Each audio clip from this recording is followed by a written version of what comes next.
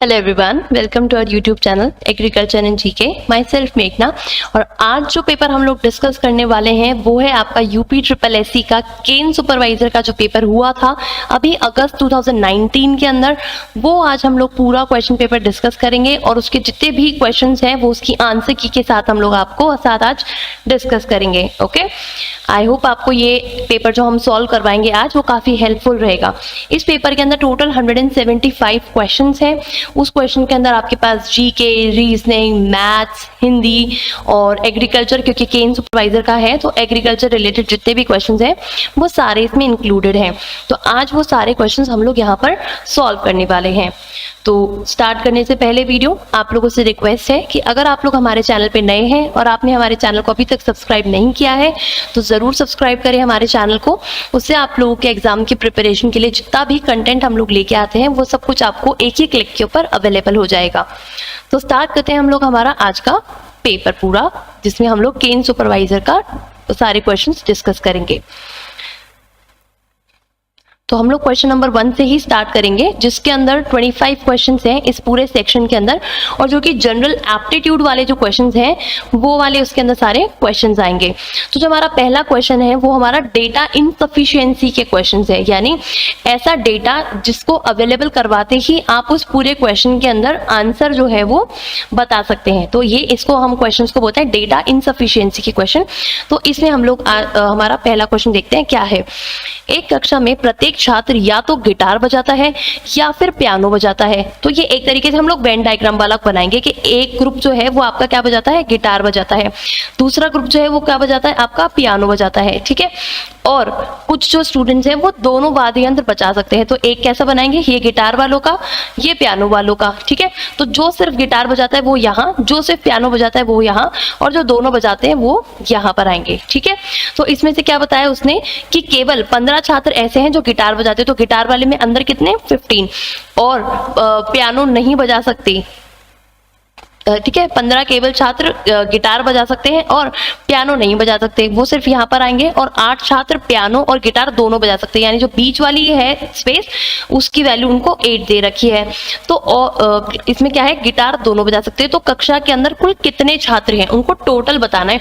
तो इसके अंदर आपको क्या चीज की रिक्वायरमेंट है तीसरा जानने के लिए, तो इसका करेक्ट आंसर रहेगा आपका ऑप्शन नंबर ए, कि आपको ये पता चल जाएगा जो पियानो कितने लोग बजाते हैं, है ना। तो उस चीज से आप क्या है फिर पूरा जज कर पाएंगे कि टोटल क्लास में कितने स्टूडेंट्स हैं। क्लियर, इस तरीके से होते हैं आपके डेटा इनसफिशिएंसी के क्वेश्चन।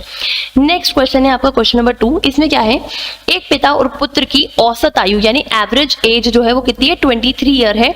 और यदि 5 वर्ष पहले उनकी आयु का जो योग था यानी टोटल था वो 36 था, तो पुत्र की प्रेजेंट एज कितनी है। तो ये निकालने के लिए इसके अंदर जो आपको कंप्लीट इंफॉर्मेशन चाहिए वो आपको ऑप्शन नंबर बी से मिलेगी, कि इसके अंदर हमको उनके फादर और उनकी डॉटर की आयु का रेशो चाहिए एक तरीके से, है ना। तो उसके अंदर 20 से क्या पता चलेगा, 7 वर्ष बाद में पिता की आयु पुत्र की आयु की 3 गुना हो जाएगी, यानी ट्रिपल हो जाएगी। यानी अगर बेटे की वैल्यू x है तो फादर की वैल्यू कितनी हो जाएगी, 3x हो जाएगी। और उसके बाद में फिर आप पूरा क्वेश्चन जो है वो सॉल्व कर सकते हैं। क्लियर, इसी तरीके से अब हम चलते हैं हमारे क्वेश्चन नंबर 3 पे। इसमें क्या है, दीपक रीमा का पति है और उसका राकेश नाम का एक बेटा है।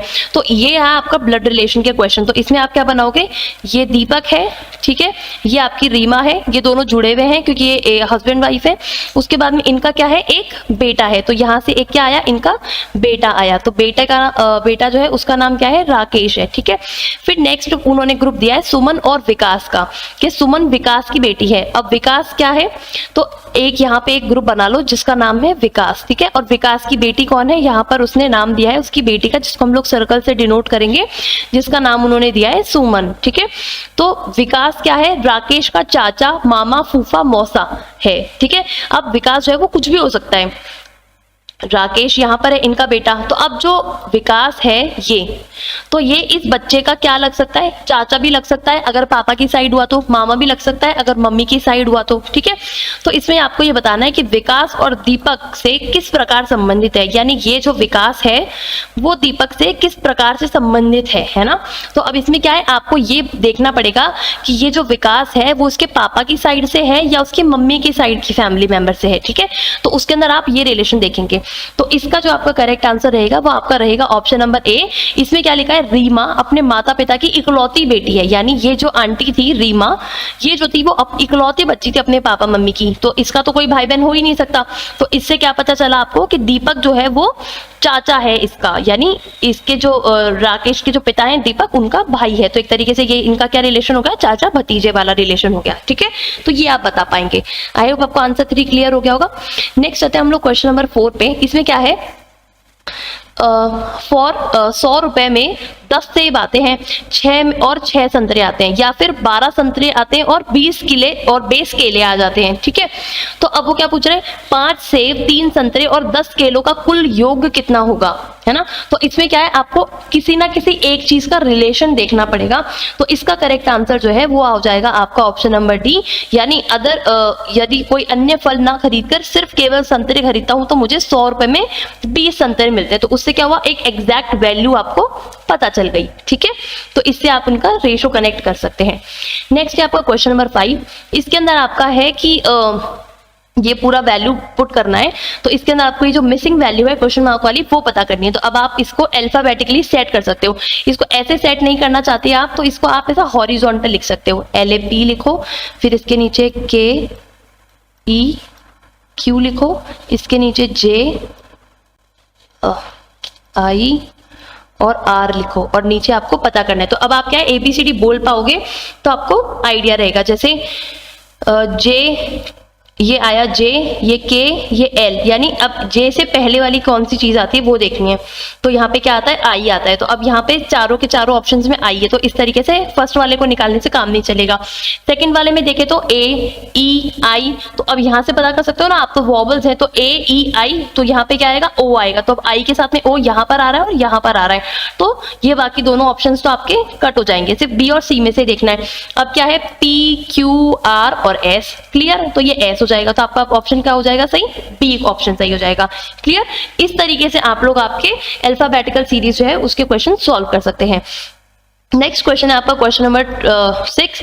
तो इसमें क्या है, निम्नलिखित श्रृंखला में पैटर्न का अध्ययन करें और क्वेश्चन मार्क का पता करना है। तो इसमें क्या है आपका, गेम 26, HCNG 32, तो इन सब का क्या है ना, एकदम सम दिया हुआ है, और सम के साथ में उसका आगे का वो भी प्रोनाउंस वो भी है। ठीक है, तो जैसे I, G के बाद H, I और यहाँ पर K आ गया। तो इस तरीके से पता करना है, +1 +1 +2, इस तरीके से ये आ रहा है।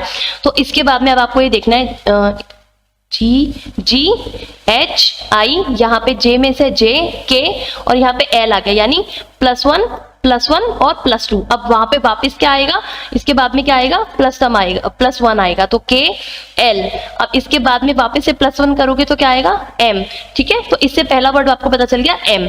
नेक्स्ट वर्ड पता करो, A, B मिसिंग है इसके अंदर, A, B, C आ रहा है, A, B, C, फिर D आ गया। तो यहाँ पे क्या हुआ आपका, +2 हो जाएगा, क्योंकि एक मिसिंग है, A से B और B से C, C से कौन सा आ रहा है, D, D से E, है ना, E से यहाँ पर F नहीं आया और G आ गया। तो इस तरीके से चल रहा है, +1 +1 +2 +2, इस तरीके से करके। ठीक है, तो जब इस तरीके से पूरी सीरीज सॉल्व करेंगे तो इसका करेक्ट आंसर आपका निकलेगा option number B। Okay, next चलते हैं हम लोग क्वेश्चन नंबर 7 पे। इसमें क्या है, इसमें भी क्वेश्चन मार्क का पता करना है। तो सीरीज देखो, 2 से 8, 8 से 18, 32 और फिर यहाँ पे क्या आएगा। तो जब आप इसको सॉल्व करोगे तो ये एक तरीके से 2 के मल्टीपल्स की टेबल है इसके अंदर। तो जब इसको सॉल्व करोगे तो आपका करेक्ट आंसर आ जाएगा आपका option number B, that is 50। Okay, next question देखना है, यदि हम अंक 3 और 6 को तथा चिन्ह प्लस और डिवाइड को परस्पर परिवर्तित कर दें, यानी जहां पर 3 लिखा है उसको तो 6 कर दें और जहां पर 6 लिखा है वहां पर 3 कर दें। जैसे यहाँ पे क्या लिखा है 93, तो ये क्या बन जाएगा आपका 96 बन जाएगा। प्लस का अभी हम लोग साइन नहीं लगाते क्योंकि इसमें साइन का भी तो चेंज करवाया ना उसने, तो वो साइन चेंज नहीं करेंगे। फिर नेक्स्ट हम लोग लिखेंगे 48 ठीक है। फिर उसने बोला जहां पे 6 लिखा है उसको 3 कर दो तो 3, फिर आपका है 13 तो इसको कर दो 16, और लास्ट में क्या है आपका 6 और 3, तो 6 की जगह पे लिखो 3 की जगह लिखो आप लोग 6। फिर उसने क्या बोला कि प्लस और डिवाइड को चेंज करना है, तो यहाँ पर प्लस लिखा हुआ है तो यहाँ पर आप डिवाइड लगा दो, है ना। यहाँ पे डिवाइड है तो यहाँ पर प्लस लगा दो, यहाँ पर मल्टीप्लीकेशन है मल्टीप्लीकेशन, और यहाँ पर माइनस है तो माइनस। और फिर जब इस पूरे को सॉल्व करोगे तो इसका करेक्ट आंसर निकलेगा आपका ऑप्शन नंबर ए, ठीक है। आई होप आपको सारी चीजें समझ आ गई होगी कि कैसे सॉल्व करनी है, राइट।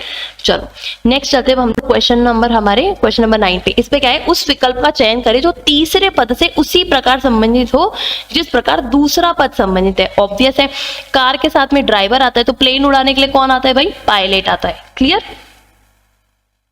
इसको बोलते हैं हम लोग एनालॉगी के क्वेश्चंस, ठीक है। नेक्स्ट क्वेश्चन है आपका क्वेश्चन नंबर 10। नीचे 4 कथन और उससे संबंधित 4 निष्कर्ष दिए गए हैं, तो ये आपका वेन डायग्राम से रिलेटेड है। तो इसको कैसे देखोगे आप, सभी पेन डायरीज हैं तो ये पेन बनाओ, ये पेन का सर्कल है, सारे पेन क्या है, डायरी है, तो ये डायरी बना दो। फिर उसने क्या बोला, सभी किताबें पेन है, तो अब बुक्स जो आएगी वो पेन के अंदर आएगी, ठीक है। तो यहाँ पर क्या आएगी आपकी, पहले बुक्स आएगी, फिर पेन आएगा, फिर डायरीज आएगी। फिर उसने क्या बोला कि कोई भी डायरी, यानी जो ये वाली डायरी है इसका रिलेशन जो है वो पेंसिल के साथ में नहीं है। क्लियर, और कुछ पेंसिल जो है वो क्या है, तलवार है, यानी स्वॉर्ड्स हैं, तो ये इस तरीके से रिलेशन में आएगी, यानी जो बीच वाला पार्ट है जॉइनिंग वाला ये वाला आएगा। तो अब इसके हिसाब से क्या है, कुछ कुछ पेन जो है वो तलवार है, तो इन दोनों का तो कोई रिलेशन नहीं है, तो पहला आपका फॉलो नहीं होएगा। दूसरा वाला क्या है, नो डायरी इज स्वॉर्ड, यानी कोई डायरी जो है वो स्वॉर्ड नहीं है। तो जब नहीं वाला आता है तो इनको वापस से हम लोग जज करते हैं, तो जब देखेंगे तो इसका भी कोई रिलेशन नहीं आएगा, ठीक है।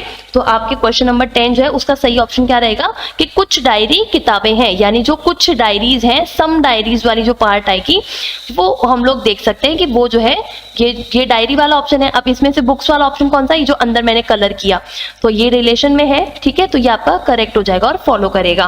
क्लियर, नेक्स्ट इसी तरीके से क्वेश्चन नंबर 11 है, ये हम लोग ऑलरेडी कर चुके हैं कि जोकर को अगर ये लिखा है, क्लाउन को ये लिखा है, तो फनी को कैसे लिखेंगे, तो इसके अंदर आप सीक्वेंसिंग कर सकते हो, और इसका करेक्ट आंसर रहेगा आपका ऑप्शन नंबर डी, ठीक है।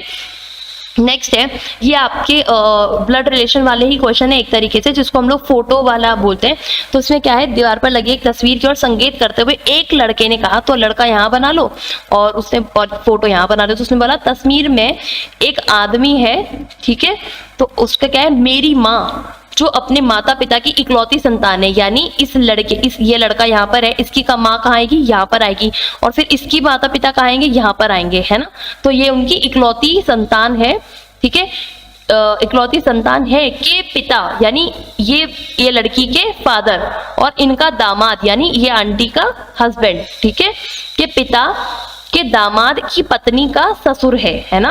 तो ये पत्नी, इनके दामाद और उनका ससुर, यानी मेरी मम्मी के जो ससुर हैं वो, तो ये लड़का और ये दोनों कैसे रिलेटेड हुए, ये उसका क्या हुआ, पोता हो जाएगा, ग्रैंड सन हो जाएगा, ठीक है।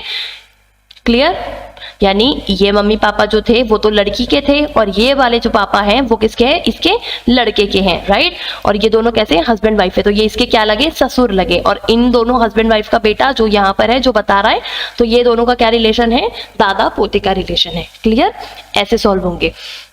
नेक्स्ट क्वेश्चन पे चलो, क्वेश्चन नंबर 13 पे। क्वेश्चन नंबर 13 पे क्या है, मोबाइल को ऐसे लिखा है, तो m की वैल्यू 13 है, तो उसी से पता चल गया कि ये 6 वर्ड है, ये भी 6 वर्ड है, तो इन सब का वो एक्सप्लेनेशन दिया हुआ है कि एस की वैल्यू ऐसी है। तो अब i इसमें से ढूंढ लो, i की वैल्यू उसने क्या दे रखी है, तो i की वैल्यू उसने o दे रखी है, तो ये तो पता चल गया कि पहली वैल्यू कौन सी आएगी, o आएगी, तो b और c में से आंसर होगा। नेक्स्ट उसने दे रखा है p, अब p जो है उसकी वैल्यू हम लोग देख सकते हैं, तो p क्या है 16, तो सॉल्व करने की जरूरत ही नहीं है। h की वैल्यू भी 8 है, तो वो भी सॉल्व करने की जरूरत नहीं। अब हमें देखना है 4th नंबर पे कौन है, तो O जो है उसकी वैल्यू देखनी है, तो O की वैल्यू उसने क्या दे रखी है, यहाँ पर MO, O की वैल्यू क्या दे रखी है, उसने U दे रखी है, तो इसी से आपका क्लियर हो जाएगा कि आपका C ऑप्शन जो है वो एकदम करेक्ट हो जाएगा। इसी तरीके से हम लोग चलते हैं क्वेश्चन नंबर 4 पे। तो इसमें क्या है, कुत्ता जो है डोबरमैन, तो डोबरमैन क्या होती है, उसकी वेराइटी होती है डॉग की, तो मछलियों में से इसमें कौन सी वेराइटी है, तो जो सैल्मन है वो बहुत ही कॉमन मछली है, वो मछली की वेराइटी है, तो ये करेक्ट हो जाएगा। नेक्स्ट है आपका क्वेश्चन नंबर 15, ये कैसा है, दिए गए कथन पर विचार करें और निर्णय लेके दिए गए अनुमान में से कौन सा कथन क्या है, इम्प्लिसिट है, ठीक है, यानी अंतर्निहित है, इसमें क्या है, सेमीफाइनल क्रिकेट में दोनों सलामी बल्लेबाजों को जल्दी खो देने पर मध्य क्रम के बल्लेबाजों का पर रन बनाने का भारी दबाव था। तो इसका क्या मतलब होगा, इसका ये होगा कि जल्दी आउट करने में सफल रह गए वो लोग, यानी उन्होंने क्या किया, फर्स्ट वाले जो बैट्समैन है उनको जल्दी आउट कर दिया, इस वजह से जो बीच वाले बल्लेबाज थे उन लोगों के ऊपर ज्यादा प्रेशर हो गया। क्लियर। नेक्स्ट है आपका क्वेश्चन नंबर 16। तो इसका क्वेश्चन क्या है, वही वैसे ही पढ़ना है पूरा, ठीक है। तो इसकी जो करेक्ट आंसर रहेगा कौन सा फॉलो होना चाहिए, तो आपके क्वेश्चन नंबर 16 के अंदर होगा कि केवल सेकंड वाला फॉलो करना चाहिए, यानी कार खरीदने वालों या पेट्रोल चलाने वाले वालों को सीएनजी या फिर इलेक्ट्रिकल बैटरी जैसी स्वच्छ ऊर्जा वाली जो चीजें हैं उनको काम में लेना चाहिए, ठीक है। नेक्स्ट है आपका क्वेश्चन नंबर 17। इसमें क्या है, क्या शहरी क्षेत्रों में सभी विद्यालयों में शारीरिक प्रशिक्षण विषय शिक्षा समाप्त कर देनी चाहिए, ये नहीं करनी चाहिए। तो इसका सही आंसर क्या रहेगा, नहीं, ये विद्यार्थियों को शारीरिक गतिविधि और उनके निर्माणात्मक वर्षों में काम करेगा। इस भविष्य में स्वास्थ्य समस्याएं पैदा न हो सकती है, साथ ही वे महत्वपूर्ण जीवन कौशल के विकास को भी चूक जाएंगे अगर वो फिजिकल एजुकेशन बंद कर दी तो सेकेंड ऑप्शन क्या है, स्ट्रॉन्ग है, ठीक है। नेक्स्ट है, राधा विद्यालय जाने के लिए सुबह अपने घर से निकलती है। तो मान लो ये राधा का घर है, ठीक है, तो वो 4 किलोमीटर पूर्व की चढ़ती है। तो अब इसके अंदर आप सिंपल क्या करोगे, इस तरीके से डायरेक्शन बनाओगे। तो ये आपका क्या हो जाएगा, नॉर्थ हो जाएगा, ये आपका क्या हो जाएगा, ईस्ट हो जाएगा, ये आपका वेस्ट हो जाएगा, ये आपका साउथ हो जाएगा। तो अब उसने क्या बोला कि भाई पूर्व की तरफ चलती है, यानी ईस्ट की तरफ चलती है। तो ये राधा का घर था तो वो कहाँ चली, ईस्ट की तरफ चली, और कितना चली, 4 किलोमीटर चली। नेक्स्ट है, फिर उसने 90 डिग्री वर्तमान घुमाई और 3 किलोमीटर चली। अब अगर आपको ये वर्मावत समझ नहीं आता तो वो क्या बोलते हैं, एंटी क्लॉकवाइज, यानी लेफ्ट की तरफ घूमी। तो जब ऐसे रहोगे तो आपका लेफ्ट किधर आएगा, नीचे की तरफ आएगा, ठीक है। तो वो किधर घूमी, नीचे की तरफ घूम गई, लेफ्ट की तरफ नहीं, सॉरी, लेफ्ट किधर आएगा आपका, ऊपर की तरफ आएगा, ठीक है। तो वो इस तरीके से ऊपर की तरफ घूम गई, ठीक है। इसको नीचे की तरफ नहीं करेंगे, ओके, इस तरफ घूम गई, वो ऊपर की तरफ घूम गई और 3 किलोमीटर और चल गई वो, अरे कितना चल गई, 3 किलोमीटर और चल गई। और फिर उसके बाद में क्या किया, और फिर वो स्कूल पहुंच गई। तो अब आपको क्या बताना है, ऑन द सेम मॉर्निंग उसका भाई जो था राम, वो उसी घर से चला और नीचे साउथ की तरफ पहुंच गया। यहाँ से किधर चला उसका भाई, नीचे साउथ की तरफ चला और कितना चला, 6 किलोमीटर चला। देन टू का राइट टर्न, अब वो नीचे की तरफ खड़ा है तो उसका राइट किधर होगा, इधर की तरफ होगा, ठीक है। तो ये इधर की तरफ चला और 8 किलोमीटर चला और ये यहाँ पहुंच गया। तो अब ये टोटल डिस्टेंस जो है वो ये बताना है आपको।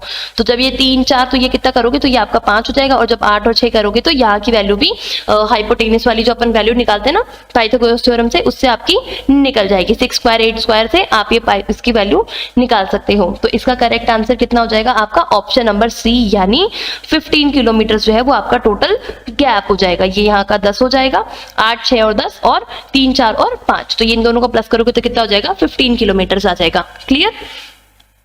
नेक्स्ट क्वेश्चन आप देखो, क्वेश्चन नंबर 19। इसमें क्या है कि ये पंचभुज जो है वो 270 डिग्री जो है वो घूमता रहता है, क्लॉकवाइज रोटेट करता है, यानी ऐसे घूमता है, ठीक है। पहले इधर घूमेगा, फिर इधर ऐसे घूमेगा, ठीक है।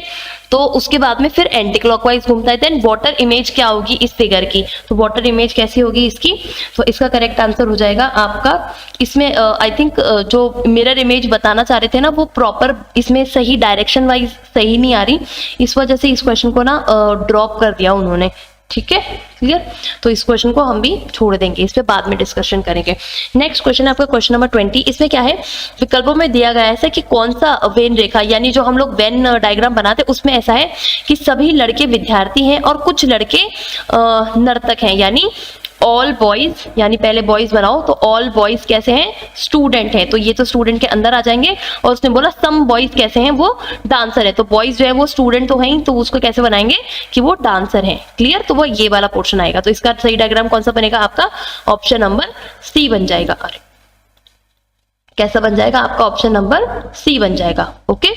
नेक्स्ट चलते हैं हम लोग क्वेश्चन नंबर 21 पे। इसमें क्या है, 5 सेंटीमीटर भुजा वाले एक घन, यानी जो हमारा क्यूब होता है, तो क्यूब कैसा होता है, ऐसा हमारा क्यूब होता है, ये हमारा क्यूब बना दिया मैंने, जिसकी क्या होती है 6 साइड्स होती हैं। तो इसने क्या बोला कि 6 साइड्स के अंदर से उसने एक साइड को छोड़ के बाकी सारी जो साइड्स है उनको सबको कलर कर दिया उसने, ठीक है। इधर वाली साइड उसने छोड़ दी।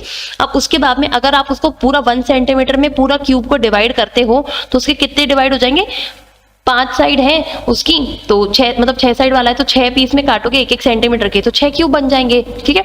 तो इसका एक पर्टिकुलर फॉर्मूला होता है, तो वो फॉर्मूला लगा के आप बता सकते हो कि इसके अंदर 36 साइड वाले जो हैं वो कलर वाले मिलेंगे, ठीक है। नेक्स्ट है आपका क्वेश्चन नंबर 22। हाँ, क्वेश्चन नंबर 22 जो है उसमें क्या है कि इसमें से अलग घर बताना है। तो अपार्टमेंट में इंसान रहता है, बंगले में इंसान रहता है, किले में इंसान रहता है, छोटा मकान में भी इंसान रहता है, कोठे में भी मकान इंसान रहता है, झोपड़ी में इंसान रहता है, हाउसिंग कॉम्प्लेक्स में भी इंसान रहता है, फ्लैट में इंसान रहता है और 2 मंजिला घर के अंदर भी इंसान रहता है। लेकिन कुत्ता घर में कौन रहता है भाई? कुत्ता ही रहता है, ठीक है। तो ये हमारा ऑड वन आउट हो जाएगा। नेक्स्ट है, इसके अंदर क्या है, ये सारे चेंज हो रहे हैं, थोड़ा थोड़ा रोटेट कर रहे हैं। तो इसकी क्या बतानी थी? मिरर इमेज बतानी थी। जैसे ये इसकी मिरर इमेज है तो इसकी वजह से चेंज करके ये यहाँ देखना है। तो अगर जो चीज यहाँ पर है, अगर कोई मिरर इमेज बनाओगे तो वो कैसी शिफ्ट हो जाएगी आपकी? तो देखो ये चीज यहाँ दिख रही है तो ये चीज यहाँ दिखेगी, ऐसा करके यहाँ ये एरो वाली चीज यहाँ, राइट, और ये जो पेंटागन बना हुआ है आपका, ये पेंटागन यहाँ आ जाएगा। तो ऐसी शेप कहाँ दिख रही है? वो दिख रही है आपकी ऑप्शन नंबर बी में। देखो ऑप्शन नंबर सी से कंफ्यूज हो सकते हो आप, कैसे? क्योंकि ये देखो इसके अंदर एरो उल्टा बना हुआ है ना, और इससे कंफ्यूज कैसे होगे? लेकिन आपको ये देखना है कि ये इधर की तरफ है तो इसमें ये इधर की तरफ आएगा। तो ये देखो ये आपका पेंटागन इधर की तरफ आ रहा है, इसमें इधर आ रहा है, लेकिन ये उल्टा हो गया, इसमें ये इधर की तरफ जा रहा है, इस वजह से ये गलत हो जाएगा। क्लियर? आ गया? चलो नेक्स्ट पे चलते हैं हम लोग क्वेश्चन नंबर 24 पे। क्वेश्चन नंबर 24 क्या बोलता है? उस पद का चयन करो जो कि श्रृंखला के अंदर आगे आएगा। तो अब आप इसमें देख सकते हो, इसी तरीके से पूरा लिखोगे तो पता चल जाएगा क्या है। E F G H I J K L M N O P Q R S T। तो हर बार के अंदर 3-3 के गैप में है। तो पर 3 के बाद में जब आप नेक्स्ट पे चलोगे तो क्या करोगे? T U V W और X पे जाके रुकोगे। तो इसका नेक्स्ट वर्ड क्या हो जाएगा? X। और इसके अंदर एक ही ऑप्शन है जो कि आपका X पे आ रहा है। क्लियर? चलो नेक्स्ट है आपका क्वेश्चन नंबर 25। वो क्या बोलता है? राज हर दिन सुबह सैर के लिए जाता है। वह अपने घर से 15 किलोमीटर उत्तर की तरफ चलता है, यानी किधर चलता है? नॉर्थ की तरफ चलता है, राइट। फिर उसके बाद में वो वहां से राइट टर्न ले लेता है, यानी इधर की तरफ टर्न ले लेता है और 27 किलोमीटर फिर चलता है। फिर क्या बोलता है? वापस से राइट टर्न लेता है, तो फिर राइट टर्न हो गया और फिर 45 किलोमीटर तक चलता है, ठीक है। और फिर लेफ्ट टर्न लेता है, यानी इधर की तरफ टर्न लेता है और 5 किलोमीटर चलता है और एक पार्क में पहुंच जाता है जाके, ठीक है। तो पार्क जो है वो किधर साइड में हो गया? देखो इधर साइड पार्क जो है वो कौन सी साइड में आ गया? पूरब की तरफ है ना, इधर की तरफ शिफ्ट हो गया, लेकिन साउथ साइड में, नीचे की तरफ है लेकिन ईस्ट साइड में। तो कौन सा साइड हो गया? ये आपका साउथ ईस्ट साइड हो गया। नीचे साउथ की तरफ है लेकिन उधर है, ठीक है। क्लियर? चलो नेक्स्ट क्वेश्चन है आपका क्वेश्चन नंबर 26। इसमें क्या है? बागान द्वारा प्राप्त। अब देखो ये आपने सेकंड क्वेश्चन शुरू हो गए अपने 25 क्वेश्चन के बाद में, जिसके अंदर अब आपकी जनरल नॉलेज जो है वो वाले क्वेश्चन डिस्कस होंगे। तो अब हम लोग शुरू करते हैं हमारे क्वेश्चन नंबर 26 से। ओके, तो क्वेश्चन नंबर 26 जो है वो क्या बोलता है? बिवरेज क्रॉप पता करनी है। तो देखो जूट, बाजरा, चाय, मक्का है। तो इसके अंदर से आपकी बिवरेज क्रॉप कौन सी है जो कि आप पी सकते हो? तो वो कौन सी आपकी चाय है। नेक्स्ट है आपका क्वेश्चन नंबर 27। इसमें क्या है? निम्नलिखित में से कौन सा आधारित संचरण कारक यानी क्या है? इंफ्रास्ट्रक्चरल फैक्टर नहीं है ना। तो आपका जो खनन है या फिर माइनिंग है वो आपका इसमें नहीं आता इंफ्रास्ट्रक्चरल फैक्टर्स के अंदर। ओके, क्योंकि उसके अंदर खनन का क्या काम भाई? कृषि वाली चीज के अंदर है ना। बीमा तो चलो फिर भी हम लोग करवाते हैं, इंश्योरेंस है ना। नेक्स्ट है क्वेश्चन नंबर 28। तो ये इसको कैसा है? व्यवसायिक प्रयोग के लिए सब्जी, फूल व इसको उगाने वाले को क्या बोलते हैं? तो इसको हम लोग बोलते हैं ऑर्बिकल्चर जो है वो। उसके अंदर हमारा जो है व्यवसायिक के लिए, मतलब बेचाबाची करने के लिए, व्यवसाय करने के लिए, बिजनेस करने के लिए जब हम लोग फूल, सब्जियां, फल ये सब उगाते हैं तो उसको क्या बोलते हैं? ऑर्बिकल्चर बोलते हैं। नेक्स्ट है आपका क्वेश्चन नंबर 29। पर्यावरण खेती यानी इको फार्मिंग जो है उसमें कौन सी आएगी? आपकी ऑब्वियस है ऑर्गेनिक फार्मिंग आएगी, राइट, पर्यावरण के लिए। नेक्स्ट है सिंचाई के अंदर ट्रिकल सिंचाई किसको बोलते हैं? तो वो ड्रिप इरिगेशन को बोलते हैं, ठीक है। नेक्स्ट है आपका क्वेश्चन नंबर 31। वो क्या बोलता है? निम्नलिखित में से कौन सा खरीफ फसल है? तो खरीफ फसल के अंदर इन सारे ऑप्शन जो है उसमें से कौन सा आएगा? वो आएगा आपका कॉटन। ओके, नेक्स्ट है निम्नलिखित में से कौन सा भारतीय कृषि का मुख्य विशेषता नहीं है? कौन सा नहीं है? तो ऑब्वियस है हमारी कृषि जो है वो मानसून पे डिपेंड करती है, ठीक है, ये तो एकदम सही बात है। और जनसंख्या का दबाव भी है और हमारे लोग जो है वो कृषि के निर्वाह मतलब करते हैं, ठीक है। और साथ साथ में औद्योगिक फसलों की प्रधानता है वो नहीं है, इंडस्ट्रियल क्रॉप की प्रधानता यहाँ पर नहीं है, ठीक है। हम लोग जो है वो खुद ही के खाने के लिए ज्यादा उगाते हैं। क्लियर? तो इसमें ऑप्शन डी करेक्ट हो जाएगा। क्वेश्चन नंबर 33 क्या बोलता है, कृषि नीति 2018 का लक्ष्य 2022 के अंदर कितना था, तो कितना डॉलर यूएस डॉलर में बढ़ाने का था, तो वो $30 से आप मतलब है ना $30 बिलियन से उसको 60 बिलियन डॉलर्स तक उसको लेके जाने का था उसके अंदर। ठीक है, नेक्स्ट है आपका क्वेश्चन नंबर 34। तो उसके अंदर क्या है, डैश प्रकार की खेती जिसमें किसान अपने संसाधनों की जगह एक जगह एकत्रित करके और अपने संसाधनों का अनुपात में कृषि उत्पादों की वितरित करता है, तो इसको क्या बोलते हैं, तो इसको हम लोग बोलते हैं कॉर्पोरेट फार्मिंग यानी सहकारी खेती। ठीक है, नेक्स्ट है क्वेश्चन नंबर 35। इसमें क्या है, जून 2019 में निम्नलिखित में से किस लेखक को अंग्रेजी भाषा में भारतीय साहित्य को समुदाय बनाने के उसमें उत्कृष्ट योगदान के लिए 54वें ज्ञानपीठ पुरस्कार से सम्मानित किया गया है, तो इसका करेक्ट आंसर है आपका option number 1 that is Amitabh Ghosh को। नेक्स्ट है क्वेश्चन नंबर 36। वो क्या बोलता है, क्रिकेट विश्व कप 2019 में निम्नलिखित में से टीम अपने सभी मैच हार गई थी। तो अगर आप लोग थोड़ा सा भी क्रिकेट में इंटरेस्ट रखते हो तो आपको पता होगा कि जो अफगानिस्तान जो थी वो ऐसी टीम थी जो अपने एक भी मैच को जीत ही नहीं पाई थी, सारे मैच हार गई थी। ठीक है, वर्ल्ड कप के अंदर, गाइस वर्ल्ड कप तो सभी देखते हैं और ट्विटर में भी सब देखते हैं। नेक्स्ट है क्वेश्चन नंबर 37। इसमें क्या है, 27 जून 2019 में जापानी शहर कोबे के में अधिकारियों ने एक सिस्टम सिटी साझेदारी के लिए भारतीय शहर डैश कौन सी भारतीय शहर के साथ में समझौता किया था, जिसको लेटर ऑफ इंटेस्ट बोलते हैं, दैट इज LOI बोलते हैं। तो किसके साथ में करा था, तो इसका करेक्ट आंसर है आपका option number D that is Ahmedabad के साथ में किया था। नेक्स्ट है क्वेश्चन नंबर 38। इसमें क्या है, जुलाई 2019 में ईस्ट कोस्ट रेलवे जो था इलेक्ट्रिकल रूप में सूचना प्रदान करने के लिए कौन सा डिजिटल इंडिया का वो लॉन्च किया था उन्होंने, तो उन्होंने किया था इकोर यात्रा। ठीक है, इसको प्रॉपर याद करना, ECOR इकोर यात्रा, यात्री नहीं यात्रा। ठीक है, क्लियर, ये मोबाइल ऐप का नाम है, तो वो यात्री नहीं है यात्रा है। ठीक है, नेक्स्ट है आपका क्वेश्चन नंबर 39। तो 39 क्वेश्चन क्या बोलता है आपका, गरीबी को मापने के लिए उपयोग लाई जानी वो सामान्य विधि जो आय का उपभोग कहलाती है, तो उसको हम लोग क्या बोलते हैं, पॉवर्टी लाइन बोलते हैं, यानी गरीबी रेखा बोलते हैं। कि हम इसके ऊपर कौन कौन है या फिर बिलो पॉवर्टी लाइन कौन है, जिसको हम लोग BPL, जिनके लिए हम लोगों ने PDS और TPDS वाले सिस्टम शुरू कर रखे हैं। नेक्स्ट है आपका क्वेश्चन नंबर 40। इसमें क्या है, भारतीय राष्ट्रीय उपभोक्ता दिवस कब बनाते हैं, गाइस ये हर बार क्वेश्चन आता है और हर जगह का कॉमन क्वेश्चन है। तो इसका करेक्ट आंसर कौन सा है आपका 24 दिसंबर। एग्रीकल्चर से रिलेटेड कोई भी एग्जाम आप लोग दे लो तो उनके अंदर ये क्वेश्चन आता ही आता है। क्लियर, नेक्स्ट चलो क्वेश्चन नंबर 41 के ऊपर। ये क्या बोलता है कि 2017-18 दौरे में भारतीय का तीसरे सबसे बड़ा प्रत्यक्ष विदेशी निवेशक जो था वो कौन सा था, तो जो तीसरा जो था वो आपका नीदरलैंड था। ठीक है, पहला कौन सा था आपका US था और दूसरा कौन सा है आपका सिंगापुर था। जो थर्ड था वो कौन सा आपका नीदरलैंड थर्ड था, USA जो था आपका वो फर्स्ट था और सिंगापुर जो था वो आपका सेकेंड निवेशक था। क्लियर, नेक्स्ट है आपका क्वेश्चन नंबर 42। इसमें क्या है, भारतीय संविधान का कौन सा अनुच्छेद कानून में समानता का अधिकार प्रदान करता है, तो समानता का अधिकार देने के लिए आर्टिकल 14 जो है वो प्रदान करता है।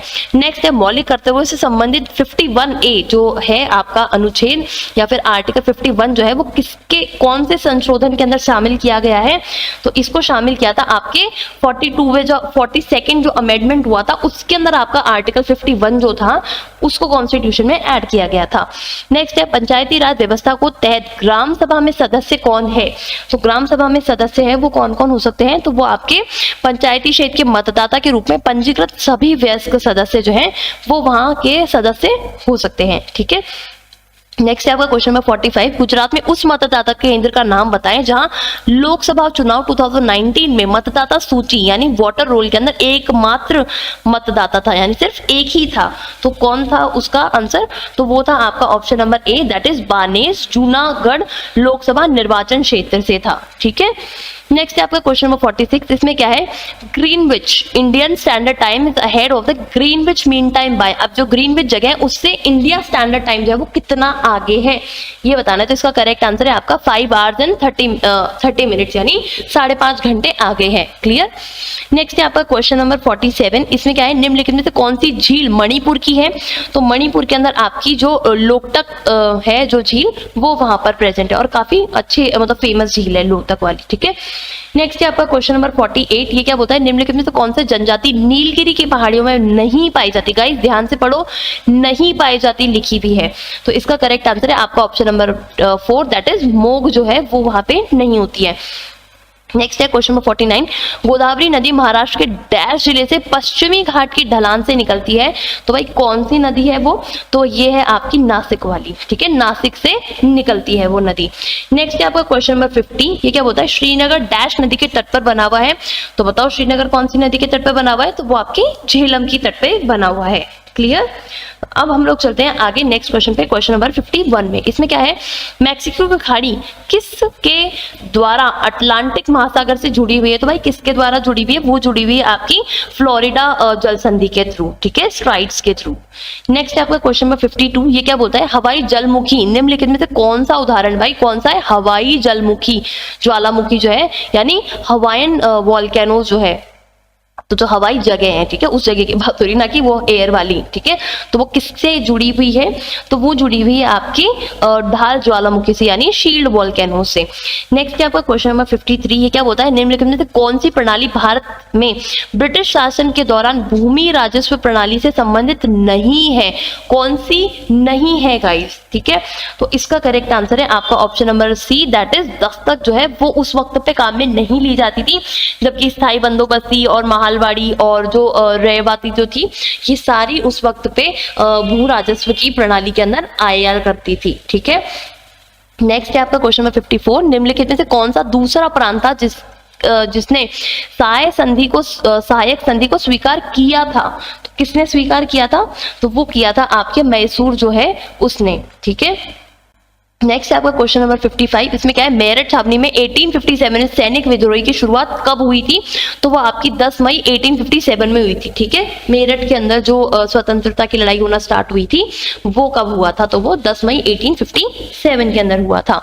नेक्स्ट चलते हैं हम लोग हमारे क्वेश्चन नंबर 56 पे। इसमें क्या है, महात्मा गांधी ने किस अमेरिकी जीवन लेखक ने कहा था कि असहयोग भारत और गांधी जी के जीवन में एक युग का नाम बनकर आएगा, तो ये किसका नाम था, ये किसने दिया था, तो जब आपके लुईस फिशर जो थे, जब उन्होंने गांधी जी के बारे में लिखा था, जीवनी लिखी थी उनकी, तो उसमें उन्होंने ये वर्ड लिखे थे। नेक्स्ट है आपका क्वेश्चन नंबर 57। इसमें क्या बोलते हैं, भारत के पहले प्रधानमंत्री पंडित जवाहरलाल नेहरू ने 14 अगस्त 1947 की मध्य रात्रि नियति में वादा यानी ट्रस्ट विद डेस्टिनी शीर्षक भाषण कहाँ दिया था, तो ये उन्होंने संसद के अंदर दिया था, ठीक है, संविधान सभा के अंदर दिया था। नेक्स्ट है 1946 की अंतरिम सरकार में कार्यकारी परिषद के उपाध्यक्ष जो थे वो कौन थे, तो इसका करेक्ट आंसर है आपका option number D, that is Jawaharlal Nehru. Next है क्वेश्चन नंबर 59। हरीशचंद्र अनुसंधान संस्थान कहाँ पर है, तो ये कहाँ पर है, तो इसका करेक्ट आंसर है आपका option number B, that is Varanasi के अंदर है। नेक्स्ट क्वेश्चन पे चलते हैं हम लोग क्वेश्चन नंबर 60 के ऊपर। तो इसमें क्या बताया, 2001 की जनगणना की रिपोर्ट के अनुसार उत्तर प्रदेश के अंदर लिंग अनुपात यानी जो सेक्स रेशो है वो कितना है, तो उस वक्त पे 2001 की जब जनगणना हुई थी उस वक्त पे जो था वो आपका 898 था, लेकिन अब जो हमारी 2011 के अंदर लेटेस्ट हुई थी उसके अंदर जो है वो आपका कितना हुआ था, 912 हो गया है रेशो, ठीक है। तो लेटेस्ट वाली जनगणना यानी सेंसस की जो रिपोर्ट्स हैं वो भी पढ़ के आ जाना, ठीक है। नेक्स्ट है आपका क्वेश्चन नंबर 61। इसमें क्या है, रामायण के रचयिता वाल्मीकि का आश्रम जो है वो कहाँ पर है, तो वाल्मीकि का जो आश्रम है वो कहाँ है, आपके ब्रह्मवत के अंदर है। नेक्स्ट है इंडियन और कॉरपोरेशन में की तेल रिफाइनरी उत्तर प्रदेश में कहाँ स्थित हुई है, तो वो जो है आपकी मथुरा के अंदर स्थित है, मथुरा ऑयल रिफाइनरी के नाम से काफी फेमस है वो।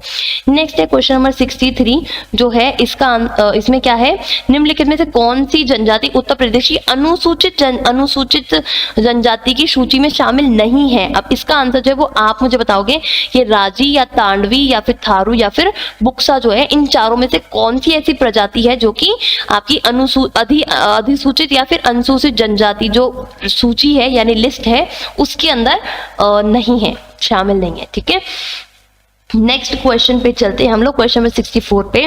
निम्नलिखित हिंदुस्तान शास्त्रीय गायक में से कौन सा संबंध उत्तर प्रदेश राज्य से था? तो किसका था? तो इसका करेक्ट आंसर है आपका सिद्धेश्वरी देवी जो है उनका था।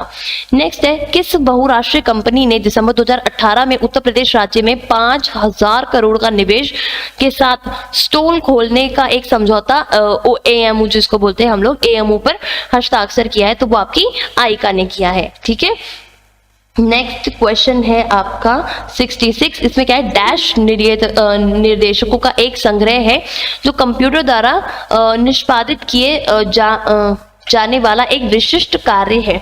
तो वो कौन सा है? वो है आपका option number C. Okay, that is program, यानी program is a collection of instruction that is perform a specific task and when executed by the computer. तो उसको हम लोग क्या बोलते हैं? प्रोग्राम बोलते हैं। ओके, तो ये थोड़े से कंप्यूटर से रिलेटेड क्वेश्चंस आ गए हैं। अब नेक्स्ट क्या है, इंग्लिश में पढ़ूंगी ये वाले क्वेश्चन में ताकि आप लोग को भी समझने में थोड़ा ईजी रहे। ठीक है, क्या है क्वेश्चन नंबर 67 क्या बोलता है? वो बोलता है dash is a device that provide functionally for other programs और डिवाइस कॉल्ड क्लाइंट्स। क्लाइंट्स कौन से हो गए? यानी हम लोग हो गए, तो हम लोग को वो प्रोवाइड करेगा। तो इसका करेक्ट आंसर क्या रहेगा आपका? Option number D, that is server. तो जो सर्वर है वो हमें सारे फंक्शंस प्रोवाइड करेगा कि हम लोग प्रोग्राम को किस तरीके से इंप्लीमेंट कर पाएंगे, और हमारे को यानी हम जो क्लाइंट्स हैं उनको सारी फैसिलिटीज प्रोवाइड हो जाएगी सर्वर से। हम लोग बोलते हैं ना कि यार सर्वर नहीं आ रहा है, आज तो सर्वर डाउन है, ये वही चीज है। ठीक है, नेक्स्ट है आपके क्वेश्चन नंबर 68। ये क्या बोलता है आपका? विच of the following is the fastest super computer of India in 2018। तो भाई बहुत सारे अभी नए नए कंप्यूटर्स काफी डेवलप हुए हैं, तो जो इंडिया का सुपर फास्ट कंप्यूटर जो कि 2018 के अंदर आया है, इसका करेक्ट आंसर है आपका प्रत्युष। तो ये याद करके जाना। ठीक है, कंप्यूटर रिलेटेड जो लेटेस्ट टेक्नोलॉजीज आई है, लेटेस्ट कंप्यूटर्स आए हैं, वो याद करके जाना। ठीक है, क्योंकि अब वो बेसिक क्वेश्चन नहीं देते कि रैम कौन है, राम कौन है। ठीक है, अब ये वाले क्वेश्चंस नहीं आते, अब थोड़े लेवल बढ़ा दिया है चीजों का। नेक्स्ट क्वेश्चन है आपका क्वेश्चन नंबर 69। तो क्वेश्चन नंबर 69 जो है वो क्या बोलता है कि एज पर दी प्रधानमंत्री किसान स्कीम, हिंदी में पढ़ते हैं, प्रधानमंत्री किसान योजना के अनुसार 31 मई 2019 को संशोधित नई केंद्र सरकार की पहली कैबिनेट मीटिंग में यह प्रदान करने का निर्णय लिया गया था। अब क्या क्या प्रदान करने का निर्णय लिया था भाई? तो इसका जो करेक्ट आंसर है वो आपका ऑप्शन नंबर डी है, दैट इज सभी किसानों को प्रतिवर्ष 6000 ये देने का वो हुआ था। ठीक है, नेक्स्ट है क्वेश्चन नंबर 70। क्या बोल रहा है? जून 2019 के अनुसार रिसर्च एंड एनालिसिस रॉ के प्रमुख कौन थे? 2019 के अंदर रॉ के जो चीफ हैं वो कौन थे वो बताना है। तो इसका करेक्ट आंसर है आपका option number B, that is Samant Goyal. Okay, next है आपका क्वेश्चन नंबर 71। वो क्या बोलता है? केंद्र सरकार ने जुलाई 2019 में केंद्रीय बजट प्रदूषण नियंत्रण योजनाओं के लिए national clean air program that is NCAP के अंतर्गत प्रदूषण मुक्त भारत, यानी क्या बोलते हैं हम लोग इसको, पॉल्यूशन कंट्रोल स्कीम्स जो होती है ना वो देखने के लिए, तो पॉल्यूशन फ्री इंडिया के दृष्टिकोण से उन्होंने डैश के लिए 460 करोड़ रुपए आवंटित किए थे, यानी दिए थे। तो किसके लिए दिए थे? तो वो दिए थे आपके ऑप्शन नंबर डी के लिए दिए थे, that is green mother earth and blue sky, यानी एकदम पॉल्यूशन फ्री चीजों के लिए दिए थे। ठीक है, नेक्स्ट आते हैं हम लोग क्वेश्चन नंबर 72 पे। ये क्या बोलता है? वर्ष 2018-19 में निम्नलिखित में से कौन सा सार्वजनिक क्षेत्र सर्वाधिक लाभदायक यूनिट है? तो भाई कौन सा है वो? तो इसका करेक्ट आंसर है आपका option number A, that is Indian oil corporation, यानी IOC। नेक्स्ट है आपका क्वेश्चन नंबर 73। ये क्या बोलता है? 73 संवैधानिक संशोधन यानी 73 कॉन्स्टिट्यूशनल अमेंडमेंट जो है वो किससे रिलेटेड है? तो इसका करेक्ट आंसर है आपका पंचायती राज की संस्थाएं जो है उनसे रिलेटेड है। नेक्स्ट है क्वेश्चन नंबर 74। इसमें क्या बोलता है? पश्चिम घाट का सर्वोच्च शिखर जो है वो कौन सा है? अनाइड मुड़ी है, डोटा बेटा है, या फिर महेंद्रगिरी है, या फिर चेम्बरा है? तो कौन सा है? इसका करेक्ट आंसर है आपका अनाइड मुड़ी। ठीक है, नेक्स्ट है क्वेश्चन नंबर 75। इसमें क्या है? जौनपुर में डैश के द्वारा निर्मित अटाला मस्जिद अन्य मस्जिदों के निर्माण के लिए एक मिसाल बन गई है। क्यों बन गई है और भाई किसने बनवाई है ये वो बात करनी है। तो इसको करेक्ट आंसर है आपका इब्राहिम शर्की जो है उन्होंने ये मस्जिद बनवाई थी। ठीक है, अब नेक्स्ट चलते हैं हम लोग हमारे थर्ड सेक्शन पे, दैट इज हमारा सेक्शन नंबर सी, जिसके अंदर हम लोग जनरल साइंस और अरिथमेटिक के यानी मैथ्स के क्वेश्चन जो है वो करेंगे। तो साइंस के क्वेश्चन तो ज्यादा हार्ड नहीं है, इजी क्वेश्चन आए हैं। अगर आपका साइंस बैकग्राउंड है तो काफी इजी लगेंगे आपको।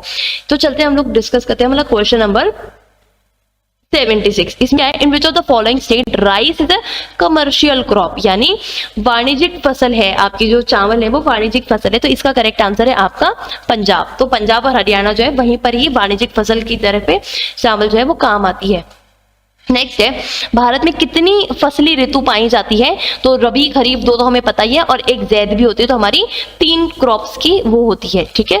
नेक्स्ट है क्वेश्चन नंबर 78। तो इसमें क्या है, खेतों से मिलने वाली उपज के मामले में दुनिया भर में भारत कौन से स्थान पर है? तो जो इंडिया है वो 2nd पोजिशन के ऊपर है, ठीक है, वर्ल्ड रैंकिंग के अंदर। नेक्स्ट है क्वेश्चन नंबर 79। इसमें क्या है, हरित क्रांति आंदोलन जो है वो कब से कब तक चला था? तो जो हरित क्रांति है वो आपकी 67 से 78 तक चली थी, ओके, 1967 टू 1978।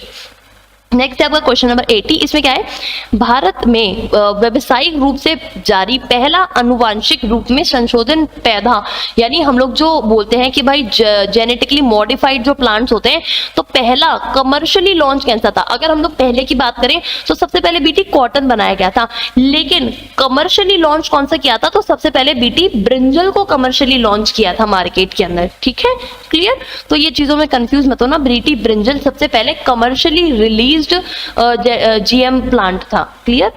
चल नेक्स्ट आते हैं हम लोग क्वेश्चन नंबर 81 पे। इसमें क्या है, निम्नलिखित में से कौन सा मानवीय पुरुष प्रजनन प्रणाली नहीं है? तो मेल्स का जो सेक्सुअल क्या बोलते हैं, मेल रिप्रोडक्टिव सिस्टम जो होता है उसके अंदर वासा डिफरेंसा भी होती है, टेस्टिस होती है और स्क्रोटम भी होती है, लेकिन इसने पूछा है कौन सा नहीं है। तो जो फिलोपियन ट्यूब्स है वो जो है आपके फीमेल रिप्रोडक्टिव सिस्टम का पार्ट है, वो मेल रिप्रोडक्टिव सिस्टम का पार्ट नहीं है। तो आपका करेक्ट आंसर यहाँ पे क्या हो जाएगा, फिलोपियन ट्यूब्स हो जाएगा, या फिर हिंदी में जो भी बोलते हैं डिंबवाहिनी नली, तो वो हो जाएगा, ठीक है। नेक्स्ट है क्वेश्चन नंबर 82 में क्या है, निम्नलिखित में से कौन सा हार्मोन शरीर में कार्बोहाइड्रेट, प्रोटीन और फैट यानी वसा को डाइजेस्ट करने के लिए या फिर उसका मेटाबॉलिज्म करने के अंदर कौन सा काम आता है, ताकि विकास के लिए शरीर को इनसे सबसे अच्छा संतुलन प्रदान कर सकें? तो आपका जो इंसुलिन होता है वो आपका प्रोटीन, कार्बोहाइड्रेट और फैट इन सबको डाइजेस्ट करने में और बैलेंस करने में काम आता है। देखो मैं बताती हूँ, इंसुलिन जो है वो आपका पैनक्रियास से रिलीज होता है, तो मेन तरीके से तो वो ग्लूकोज को बैलेंस करता है, ठीक है, और ठीक है, इस वजह से उसने ये बोला है कि कार्बोहाइड्रेट, प्रोटीन, फैट इन सबको डाइजेस्ट करता है। हालांकि वो सबको डाइजेस्ट नहीं करता है, वो सिर्फ आपका ब्लड शुगर को कंट्रोल करता है, लेकिन इसमें जो बाकी 3 है वो आपके बेसिक हार्मोन्स है। एपिनेफ्रिन दूसरे तरीके का है, थायरॉक्सिन जो है आपके थायराइड को रिलीज करता है, और एड्रिनल हार्मोन्स जो है वो जब आप बहुत एक्साइटेड और ऐसे होते हो तब ये एड्रिनल रिलीज होता है, ठीक है। तो डाइजेशन से रिलेटेड वाला ये एक ही हार्मोन इस पूरे 4 में ऑप्शन में से दिया हुआ है, इस वजह से इंसुलिन करेक्ट है। बाकी अगर कोई, मैं साइंस की हूं तो कोई मुझसे पूछेगा तो यही बोलूंगी कि इंसुलिन जो है वो सिर्फ आपका ब्लड ग्लूकोज लेवल को मेंटेन करता है, वो इनके पचाने में या फिर इनके मेटाबॉलिज्म में ज्यादा रोल प्ले नहीं करता है, कार्बोहाइड्रेट, प्रोटीन और फैट में। उसके लिए और दूसरे बहुत सारे हार्मोन्स और एंजाइम्स हैं, ठीक है। बट आंसर इसके मुताबिक जो आंसर है वो आपका इंसुलिन एकदम करेक्ट आंसर है, ठीक है। नेक्स्ट चलते हैं हम लोग क्वेश्चन नंबर 83 पे। इसमें क्या है, पौधों में यानी प्लांट्स में, पौधों में निम्नलिखित में से किस प्रक्रिया द्वारा घुले हुए खनिजों या जल की जड़ों को पत्तियों तक पहुंचाया जाता है? यानी ऐसा उसमें कौन सा मैकेनिज्म होता है कि छोटे छोटे प्लांट्स जो है वो अपनी रूट से सारी चीजें एब्जॉर्ब करके लीव्स तक लेके जाती है? तो जो आपका ट्रांसपीरेशन वाला जो मेथड है ना, ट्रांसपीरेशन वाला मेथड, उसके थ्रू वो क्या करते हैं, आपका धीरे धीरे नीचे से रूट से एब्जॉर्ब करके लीव्स तक लेके जाते हैं सारे न्यूट्रिएंट्स को, ठीक है। ट्रांसपीरेशन कभी कभी पॉजिटिव भी होता है, कभी कभी नेगेटिव भी होता है। पॉजिटिव कैसे कि रूट से लेकर पत्तियों तक सारा न्यूट्रिशन जा रहा है, लेकिन ट्रांसपीरेशन अगर धूप बहुत ज्यादा होती है तो कई बार क्या होता है, पत्तियों के ऊपर से ही जितना जो पानी, जो भी चीजें आ रही होती है वो कई बार उड़ जाती है काफी ज्यादा धूप पड़ने की वजह से, ठीक है। इस वजह से कभी कभी जो है वो बुरा भी हो जाता है। नेक्स्ट आते हैं हम लोग क्वेश्चन नंबर 84 पे। इसमें क्या है, निम्नलिखित में से कौन सा गुण स्तनधारियां यानी जो मैमल्स होते हैं, जिनके बच्चे पैदा होते हैं या फिर जो अपने बच्चों को ब्रेस्ट फीड कराते हैं, उनको मैमल्स बोलते हैं, तो उसका नहीं है। तो जो भी मैमल्स होते हैं वो लोग गर्म खून वाले होते हैं, एकदम सही है। इनका जो हार्ट है वो 3 चेम्बर नहीं होता है, तो आपका बी ऑप्शन जो है वो इसके अंदर सही हो जाएगा, क्योंकि जितने भी मैमल्स होते हैं उनका हार्ट जो है वो 4 चेम्बर्ड होता है। जैसे ह्यूमन बींग्स जो है वो मैमल के अंदर आते हैं, तो हमारा हार्ट जो है वो 4 चैम्बर्स है, right auricle, right ventricle, left auricle, left ventricle, ठीक है, इसे ऐसे। नेक्स्ट है आपका क्वेश्चन नंबर 85, निम्नलिखित में से कौन सा जानवर लघु छोटी आंत होती है। देखो, तो हमारे पास 3 तरीके के एनिमल्स होते हैं। कौन कौन से होते हैं? हर्बीवोर्स होते हैं, कार्निवोर्स होते हैं, ओमनीवोर्स होते हैं। हर्बीवोर्स कौन से? जो सिर्फ हरी पत्तियां खाते हैं। कार्निवोर्स कौन से? जो कि आपके एनिमल्स को खाते हैं। और ओमनीवोर्स कौन से? जो कि पत्तियां और एनिमल दोनों को खाते हैं, ठीक है। तो जो आपके हर्बीवोर्स होते हैं वो लोग क्या खाते हैं? पेड़ पत्तों को खाते हैं। तो पेड़ पत्तों को खाने के अंदर क्या होता है? उनमें सेल्यूलोज होता है, तो उनको पचाने के अंदर ज्यादा टाइम लगता है। इस वजह से उनकी जो स्मॉल इंटेस्टाइन होती है वो काफी बड़ी होती है, जैसे गाय की हो गई, भैंस की हो गई, है ना, इनकी।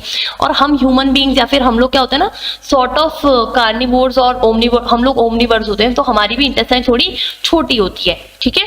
तो इसका करेक्ट आंसर जो रहेगा वो आपका रहेगा ऑप्शन नंबर बी, यानी जो शेर है, क्योंकि वो एनिमल खाता है तो वो ऑलरेडी पचा पचाई चीजें होती है, तो उसको उसमें सेल्यूलोज नहीं होता, तो उसको डाइजेस्ट करने में ज्यादा देर नहीं लगती।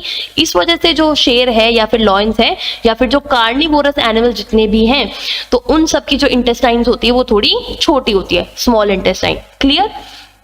नेक्स्ट है आपका क्वेश्चन नंबर 86, प्रत्येक गुर्दा यानी आपकी किडनीज होती है, तो उसकी संख्या में निष्पदित इकाई यानी जो सिंगल यूनिट जो होती है, जो कि फिल्ट्रेशन करती है, उसको क्या बोलते हैं? तो किडनी से रिलेटेड अगर बेसिक यूनिट पूछोगे तो उसका जो करेक्ट आंसर रहेगा वो आपके नेफ्रॉन्स रहेंगे। गाइस, न्यूरॉन्स और नेफ्रॉन्स के अंदर कंफ्यूज मत होना। न्यूरॉन्स जो होते हैं वो आपके नर्व कंडक्शन के अंदर काम करते हैं, और नेफ्रॉन्स जो होते हैं वो आपकी किडनी की बेसिक यूनिट होती है, क्लियर, जो कि फिल्ट्रेशन में हेल्प करते हैं। ओके, नेक्स्ट चलते हैं हम लोग क्वेश्चन नंबर 87 पे। इसमें है लिटमस सोल्यूशन या फिर विलेन जो है वो बैंगनी रंग का एक सोल्यूशन होता है, डाई होती है, तो वो कहाँ से मिलती है? तो वो आपको लाइकेन से मिलती है। ओके, नेक्स्ट है क्वेश्चन नंबर 88, वो क्या बोलता है? निम्न में से कौन सा तत्व तांबे को उसके यौगिक से विस्थापित कर सकता है, यानी ऐसा कौन है जो कि डिस्प्लेसमेंट रिएक्शन के अंदर कॉपर को कवर कर सकता है? तो जो आपकी जिंक है या फिर जस्ता जिसको आप बोलते हो, वो जो है वो आपके कॉपर से ज्यादा रिएक्टिव होता है। तो अगर कोई रिएक्शन करवाते हो जिसमें कॉपर और जिंक दोनों है, तो जो आपका जिंक होगा वो आपके कॉपर को डिस्प्लेसमेंट रिएक्शन करके डिस्प्लेस कर देगा। ओके, और उसकी जगह पे दूसरा जो उसके साथ में कंपाउंड है उसके साथ में अपना वो बना लेगा, मेटल ऑक्साइड या जो भी बनते हैं, ठीक है, तो वो बना लेगा। नेक्स्ट चलते हैं हम लोग क्वेश्चन नंबर 89 पे। हमारा शरीर का पीएच कितना रहता है? तो हम लोग जो है मोस्टली क्या बोलते हैं, हम लोग एम्फोटेरिक नेचर वाले रहते हैं, जिसके अंदर हमारा जो एसिड बेस वाला जो है वो बैलेंस रहता है मोस्टली। इस वजह से हमारा बॉडी का जो है वो कैसा रहता है? 7 to 7.8 रहता है। ओके, अगर कोई पूछे आपसे ब्लड का पीएच कितना होता है, तो वो आपका 7.4 होता है। इस वजह हम लोग जो है वो एकदम न्यूट्रल उसमें रहते हैं। क्लियर? नेक्स्ट है आपका क्वेश्चन नंबर 90। इसमें क्या है? निम्नलिखित में से कौन सा धातु सबसे अधिक मेलेबल होता है? मेलेबल का मतलब होता है कि उसको कितनी पतली शीट के अंदर आप कन्वर्ट कर सकते हो। तो इसका करेक्ट आंसर होता है आपके सोना और चांदी। ये दोनों जो मटेरियल है, सोना, चांदी, प्लैटिनम, ये जो है ये आपके मोस्ट मेलेबल कंपाउंड्स होते हैं, most malleable and most ductile compounds होते हैं, ठीक है। और हाईली मतलब हाईली हीट कंडक्टिविटी और इलेक्ट्रिक कंडक्टिविटी जो होती है वो भी इनके अंदर होती है, ठीक है। मेलेबिलिटी का मतलब होता है पतली पतली शीट्स में कन्वर्ट करना, और डक्टिबिलिटी का मतलब होता है खींच के लंबे तारों में उनको कन्वर्ट करना, ठीक है। ये दो मेटल की बहुत ही स्पेसिफिक प्रॉपर्टीज होती है। ओके, चलो नेक्स्ट पे चलते हैं हम लोग क्वेश्चन नंबर 91 पे। इसमें क्या है? आधुनिक आर्यवर्त सारणी के में निम्नलिखित में से कौन सा आवर्त में 5 गैर धातुओं में रखा जाता है, यानी कौन सी पीरियड के अंदर 5 नॉन मेटल्स को रखा जाता है? तो अगर आपने पीरियोडिक टेबल को पूरा देखा होगा तो इस तरीके की हमारी पीरियोडिक टेबल होती है, जिसमें हमारे सारे कंपाउंड लिखे रहते हैं, जिसमें हम लोग पीरियड 1, पीरियड 2, 3, 4 इस तरीके से नोबल गैसेज और मेटल्स और नॉन मेटल्स सारी चीजें हम लोग इंक्लूड करते हैं। तो अगर आपने वो देखी है तो इसके अंदर आपको पता होगा कि जो पीरियड 2 जो है हमारा, उसके अंदर हम लोग नॉन मेटल वाले जो 5 कंपाउंड्स है उनको रखते हैं। ओके, नेक्स्ट है आपका क्वेश्चन नंबर 92। ये क्या बोलता है? 51 ग्राम ऑफ अमोनिया में कितने मोल अमोनिया होते हैं? तो अगर आपको मोल और मोरालिटी ये सब कैलकुलेट करनी आती है तो इसको कैलकुलेट करके आप बता सकते थे कि इसके अंदर आपका करेक्ट आंसर जो रहेगा वो रहेगा आपका 3 मोल्स। ओके, नेक्स्ट है क्वेश्चन नंबर 93। इसमें क्या है, एसी और डीसी में परिवर्तित करने के लिए निम्नलिखित में से कौन सा उपकरण काम में आता है? तो जो आपके रेक्टिफायर्स होते हैं वो आपके एसी करंट को डीसी करंट के अंदर कन्वर्ट करने के अंदर काम आते हैं। नेक्स्ट है आपका क्वेश्चन नंबर 94। यदि टी में किसी चालक को किसी भी अनुप्रस्थ काट में शुद्ध अवशेषण नेट चार्ज क्यू प्रवाहित होता है तो अनुप्रस्थ काट के माध्यम में प्रभाव का क्या होगा? तो इसका जो फॉर्मूला होगा वो आपका करेक्ट फॉर्मूला होगा आपका option number C, that is I is to Q by T. यानी नेट चार्ज जो है वो क्यू जो है फ्लो कर रहा है किसी भी एक, ये मान लो ये पूरा कंडक्टर है, इसके अंदर कितना चार्ज फ्लो कर रहा है? क्यू फ्लो कर रहा है। और कितने टाइम में फ्लो कर रहा है? टी टाइम में फ्लो कर रहा है, ठीक है। और करंट कितना है? उसका आई है। तो इसका क्यू फॉर्मूला कितना रहेगा? वो रहेगा आपका I is equal to Q by T. Okay, next चलते हैं हम लोग क्वेश्चन नंबर 95 पे। इसमें क्या है, 12 वोल्ट का विलंबावार वाले दो बिंदुओं के बीच 5C यानी 5 के अवशेषों में स्थानांतरित करने के किए जाने वाले कार्य का कितना मान होगा? यानी how much work is done in moving a charge of 5C across 2 points having a potential of 12 volt. यानी 12 वोल्ट का उसका क्या है? पोटेंशियल है और उसको 5C यानी 5 करंट को उसको क्रॉस कराना है, तो उसमें वर्क डन कितना होगा? तो जब आप फॉर्मूला लगाएंगे तो इसको आप कैलकुलेट करेंगे तो इसका करेक्ट आंसर आएगा आपका 60 जूल का वर्क इसके ऊपर करना पड़ेगा।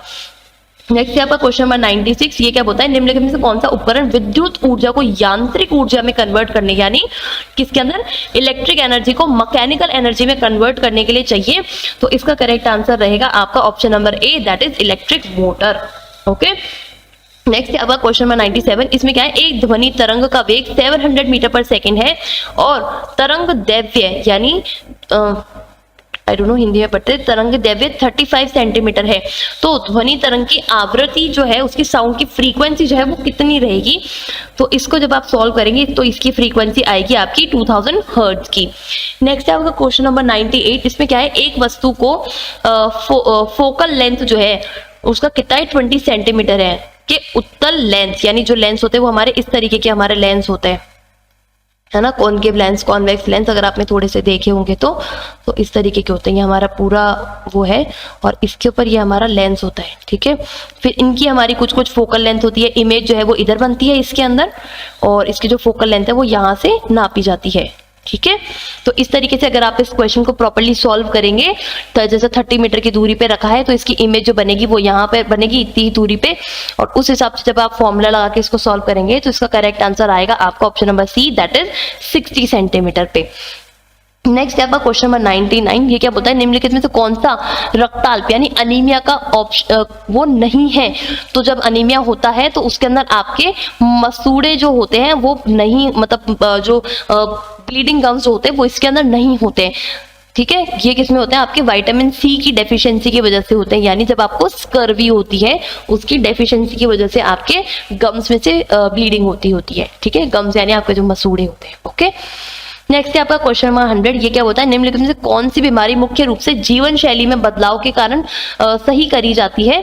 तो आपका जो डायबिटीज है वो आप जो है अगर आप अपनी लाइफस्टाइल के अंदर थोड़ा सा चेंज कर लें, थोड़ी फिजिकल एक्टिविटी करें, थोड़ा मेडिकेशन लें, थोड़ा खाने पे कंट्रोल करें तो डायबिटीज जो है वो आप थोड़ी कंट्रोल कर सकते हैं।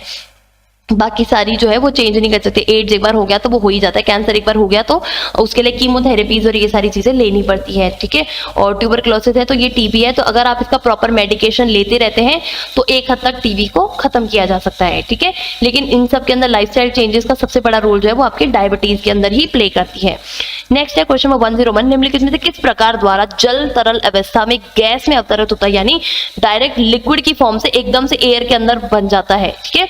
तो इसको हम लोग क्या बोलते हैं, सब्लिमेशन जो प्रोसेस होता है, सब्लिमेशन के अंदर क्या होता है, आपका जो सॉलिड है वो लिक्विड के अंदर वो एयर के अंदर डायरेक्ट कन्वर्ट होता है। तो इस तरीके से आपको बताना है लिक्विड में से डायरेक्ट एयर के अंदर कौन सा कन्वर्ट होता है। तो इसका करेक्ट आंसर है आपका option number B, that is evaporation and transpiration, ठीक है। यानी वाष्पीकरण और वशपोत्सर्जन, ठीक है, यानी ट्रांसपिरेशन। ओके, नेक्स्ट है आपका क्वेश्चन नंबर 02। तो इसमें क्या है, 3rd डिग्री के जो टीके लगते हैं, यानी जो आपकी वैक्सीनेशन होती है वो 3 लेवल की होती है। एक तो 1st डिग्री होती है, एक 2nd डिग्री होती है और एक आपकी 3rd डिग्री होती है। तो अभी जो इस जमाने में जो जितनी भी हमको वैक्सीन लग रही है वो सारी आपकी 3rd डिग्री की होती है। तो 3rd डिग्री के अंदर क्या होता है, हम लोग जो भी जैसे मान लो हमको कोई फीवर से रिलेटेड आपको वो देनी है, वैक्सीन देनी, तो उसमें क्या होगा, जो भी बैक्टीरिया या वायरस आपको फीवर कॉज कर रहा है, उसी बैक्टीरिया वायरस को लेके हम थोड़ा सा उसके ऊपर दवाई वाई देके उसको थोड़ा सा दुर्बल कर देंगे या फिर थोड़ा सा वीक कर देंगे। तो उसको क्या बोलते हैं हम लोग, एटेन्युएटेड पैथोजन बोलते हैं ना, यानी वीक किया हुआ पैथोजन। और उस पैथोजन को ही आपकी बॉडी के अंदर डाल देते हैं और आपकी बॉडी को खुद को बोलते हैं कि भाई अब इसके रिगार्डिंग तुम एंटीबॉडी बनाओ, है ना, और खुद ही फाइट करो। तो क्या एक बार आपकी बॉडी उसको फाइट कर लेगी तो वो जिंदगी भर उसके लिए एंटीबॉडीज प्रिपेयर रखेगी और कभी भी आपको उस बैक्टीरिया से रिलेटेड कोई भी डिजीज नहीं होने देगी, ठीक है। तो जो 3rd डिग्री वाली होती है उसमें कैसी होती है, आपको दुर्बल किए हुए रोगाणु देते हैं, यानी एटेन्युएटेड पैथोजेंस जो है वो ही आपकी बॉडी के अंदर डाल दिए जाते हैं, ठीक है, ताकि आपकी बॉडी खुद एंटीबॉडीज उसके लिए डेवलप करे। नेक्स्ट आपका क्वेश्चन नंबर 103, इसमें क्या है, एस्चेरिचिया कोलाई, जिसको हम लोग ई कोलाई बोलते हैं सिंपल फॉर्म में, वो निम्नलिखित में से किस प्रकार के प्रदूषण को बताता है। तो ई कोलाई कहीं पर भी आ जाए, आप सिंपल को इतना सा याद रखना है कि भाई फीकल मैटर से रिलेटेड है या फिर मल संबंधित या फिर सिंपल पॉटी रिलेटेड, जितने भी आपकी, यानी अगर वाटर के अंदर पॉटी का कंटामिनेशन हो गया है, किसी तरीके से जो सीवरेज लाइन है उसका आपकी वाटर लाइन के अंदर कंटामिनेशन हो गया है, तो उससे रिलेटेड अगर वाटर टेस्टिंग करोगे तो एस्चेरिचिया कोलाई अगर मिलता है तो इसका मतलब ये है कि आपका वाटर या फिर आपका फूड जो है वो फीकल मैटर कंटामिनेटेड है, ठीक है। तो एस्चेरिचिया कोलाई कहीं पर भी आ जाए तो सिंपल फीकल मैटर याद रखना है आपको, ठीक है। नेक्स्ट आपका क्वेश्चन नंबर 4, निम्नलिखित में से कौन सी बीमारी टीकाकरण द्वारा नहीं बचा सकती। तो आजकल ऐसी कौन सी है, तो 104 का आपका करेक्ट आंसर रहेगा आपका अस्थमा, क्योंकि हम लोग पोलियो की भी हम लोग, आपको ध्यान है 2 बूंद जिंदगी के लेके आया करते थे बचपन में, तो हम लोग पोलियो की जो है उसकी भी टीकाकरण यानी वैक्सीन है, काली खांसी यानी पर्ट्यूसिस जो है उसकी भी आपकी वैक्सीन है, और रेबीज जो हो जाते हैं उसकी भी वैक्सीन है। लेकिन जो अस्थमा है उसकी अभी तक कोई भी वैक्सीन नहीं बनी है। इसकी रिलेटेड बस कुछ वो दवाई वाले पंप आते हैं, लेकिन उससे भी आपकी जो अस्थमा है वो ठीक नहीं होती है, वो बस थोड़ी देर के लिए आपकी बॉडी नॉर्मलाइज हो जाती है, क्लियर। नेक्स्ट आपका क्वेश्चन नंबर 105, इसमें क्या है, निम्नलिखित में से कौन सा हमारे शरीर के मूल अंग यानी बिल्डिंग ब्लॉक की जैसे जाना जाता है। तो जो आपके प्रोटीन्स होते हैं वो आपकी बॉडी के अंदर बिल्डिंग ब्लॉक्स का काम करते हैं, ओके। और कार्बोहाइड्रेट क्या होते हैं, वो आपको एनर्जी प्रोवाइड करते हैं। फैट्स क्या करते हैं, वो भी आपको एनर्जी प्रोवाइड करते हैं और ट्रांसपोर्टेशन का काम करते हैं। और मिनरल्स क्या होते हैं, वो आपकी बॉडी के अंदर बहुत सारे जो मेटाबॉलिज्म के काम चल रहे होते हैं उनके अंदर हेल्प करते हैं, ओके। तो इसका करेक्ट आंसर क्या होगा, आपका प्रोटीन। नेक्स्ट आपका क्वेश्चन नंबर 106, इसमें क्या है, कौन सा विटामिन पानी में घुलनशील होते हैं। तो देखो आपके पास 4-5 मिनरल विटामिन होते हैं, जाके vitamin A B C D E के तक होते हैं। तो जो इसमें आपका विटामिन ए, डी और ई जो होते हैं, ये कौन से होते हैं आपके, ये होते हैं आपके फैट सॉल्युबल, यानी ऑयल घी आपको खाना पड़ता है तभी ये विटामिन आपकी बॉडी में डिसॉल्व होते हैं। और आपका विटामिन बी और आपका विटामिन सी, ये दोनों ऐसे होते हैं जो कि वाटर में डिसॉल्व हो जाते हैं। तो इसमें आपको कौन सा दिया हुआ है, आपको दिया हुआ है विटामिन सी, तो वो कौन सा होता है आपका वाटर सॉल्युबल होता है, यानी पानी में घुलनशील होता है। नेक्स्ट क्वेश्चन पे जाते हैं, क्वेश्चन नंबर 107 में, इसमें क्या है, पर्याप्त मात्रा में कार्बोहाइड्रेट प्राप्त होने के लिए व्यक्ति को पर्याप्त मात्रा में क्या खाना चाहिए। तो कार्बोहाइड्रेट का जो सबसे सिंपल सोर्स है वो आपके चावल और चपाती और जो चीजें आप लोग खाते हो वो होता है, ठीक है। मांस से आपको प्रोटीन मिलेगा, गाजर से आपको विटामिन मिलेंगे और मछली से भी आपको प्रोटीन मिलेगी, ठीक है, क्योंकि मछली जो वो हाई प्रोटीन उस डाइट के अंदर आती है। नेक्स्ट है NH2 की तुलना में अधिक COOH समूह वाले अमीनो अम्ल जो होते हैं डैश अमीनो अम्ल कहा जाता है। तो उनको क्या बोला जाता है, तो वो होते हैं आपके अम्लीय एसिडिक, यानी एसिडिक अमीनो एसिड्स होते हैं। क्योंकि हमारे जो भी प्रोटीन होते हैं उसकी बिल्डिंग ब्लॉक्स होती है, उसकी 2 साइड्स होती है, एक के ऊपर आपका RH ग्रुप लगा हुआ रहता है, एक के ऊपर आपका H होता है, दूसरी साइड पे आपके COOH लगी हुई रहती है एक ग्रुप, और एक साइड पे आपका NH3 का ग्रुप लगा हुआ रहता है, ठीक है।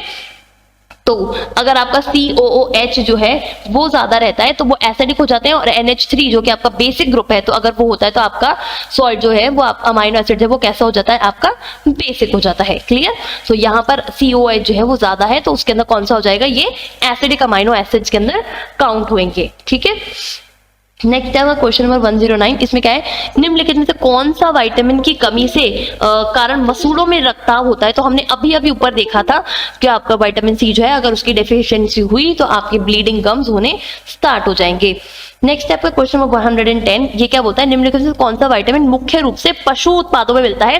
तो आपको जो विटामिन B12 होता है वो आपका मोस्टली जो है वो आपके एनिमल प्रोडक्ट्स के अंदर मिलता है। जैसे दूध ले लो, दूध के अंदर काफी विटामिन B12 होता है। आपके जितने भी एनिमल प्रोडक्ट है, मीट है, मांस है, उन सब में मिलता है। ठीक है, नेक्स्ट है वसा में घुलने वाले। मैंने अभी अभी बताया था आपको कौन कौन से होते हैं, आपके A, D, E, N, K।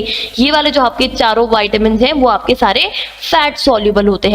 Okay, next है आपका क्वेश्चन 112। ये क्या बोलता है, शरीर द्रव्यमान सूचक यानी BMI जो होती है उसकी गणना के अंदर कौन सी चीज काम आती है। तो BMI जब कैलकुलेट करते हैं तो हम लोग हाइट लेते हैं मीटर के अंदर और वजन लेते हैं उसका केजी के अंदर। Okay, clear.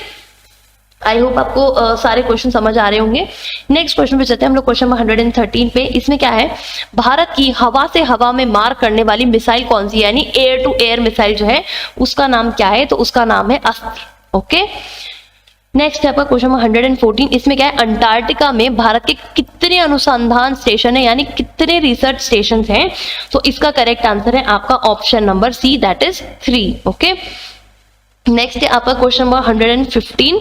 तो ये क्या बोलता है, सैटेलाइट इनसेट E2E जो है वो कहाँ से लॉन्च हुई है।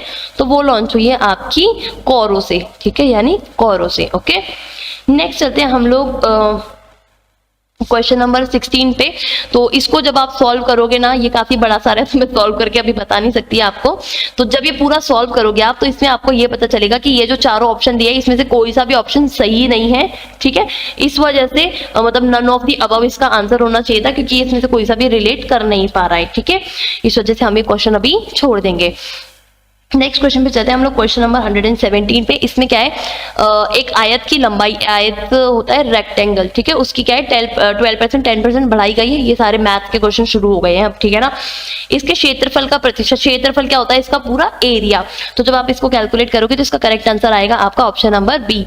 नेक्स्ट है, एक पिता की उम्र उसके 2 बच्चों की उम्र के योग के 3 गुना है, यानी दोनों का x + y करके करोगे तो 3x आएगी उनकी वैल्यू।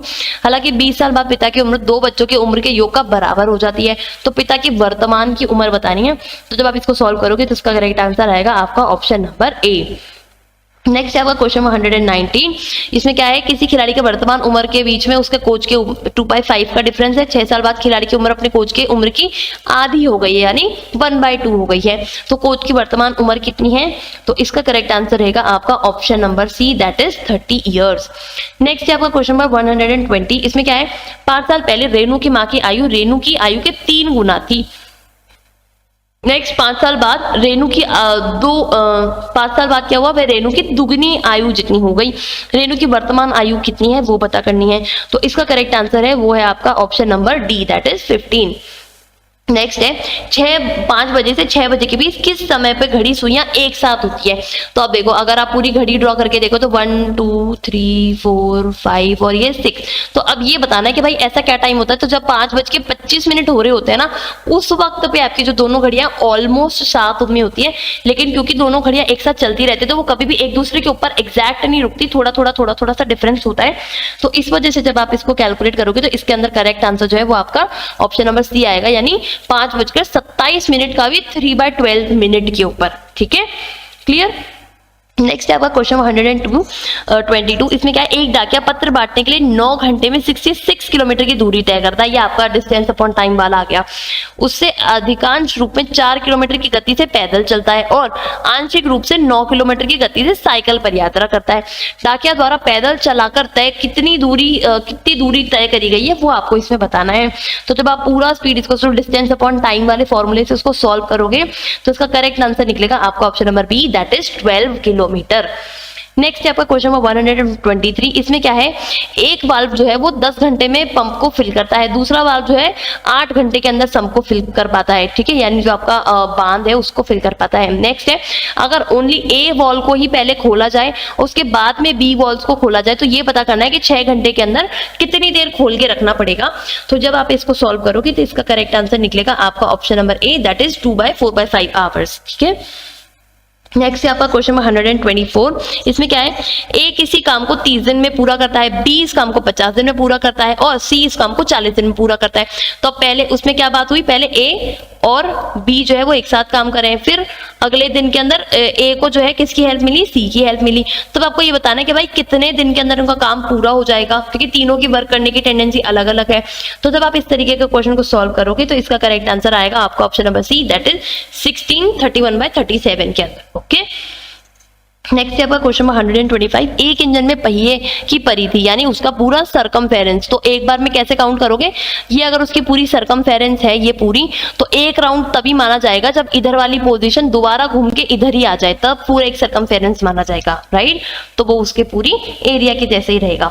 तो जब आप इसको पूरे को सॉल्व करोगे तो इसका करेक्ट आंसर आएगा आपका ऑप्शन नंबर ए। ओके, नेक्स्ट क्वेश्चन है आपका क्वेश्चन नंबर 126। ये संख्या ज्ञात करो जिसमें 2:3 के बराबर करने के लिए 5:6 के अनुपात को घटाना होगा।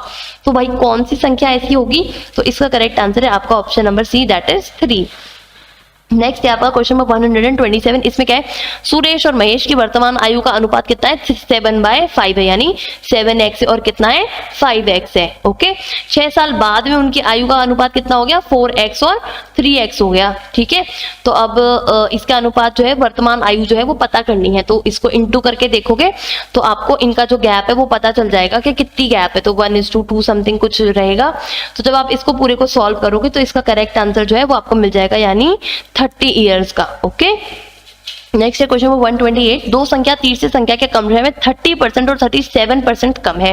पहली संख्या से दूसरी संख्या कितना प्रतिशत कम है, तो जब आप इसको सॉल्व करोगे तो इसका करेक्ट आंसर आएगा आपका option number B, that is 10%। Next है, एक निश्चित धनराशि का ब्याज, अरे ये कंपाउंड इंटरेस्ट सिंपल इंटरेस्ट वाले क्वेश्चन आ गए गाइस, कोई क्वेश्चन नहीं छोड़ते चलो नेक्स्ट देखते हैं क्या क्वेश्चन है।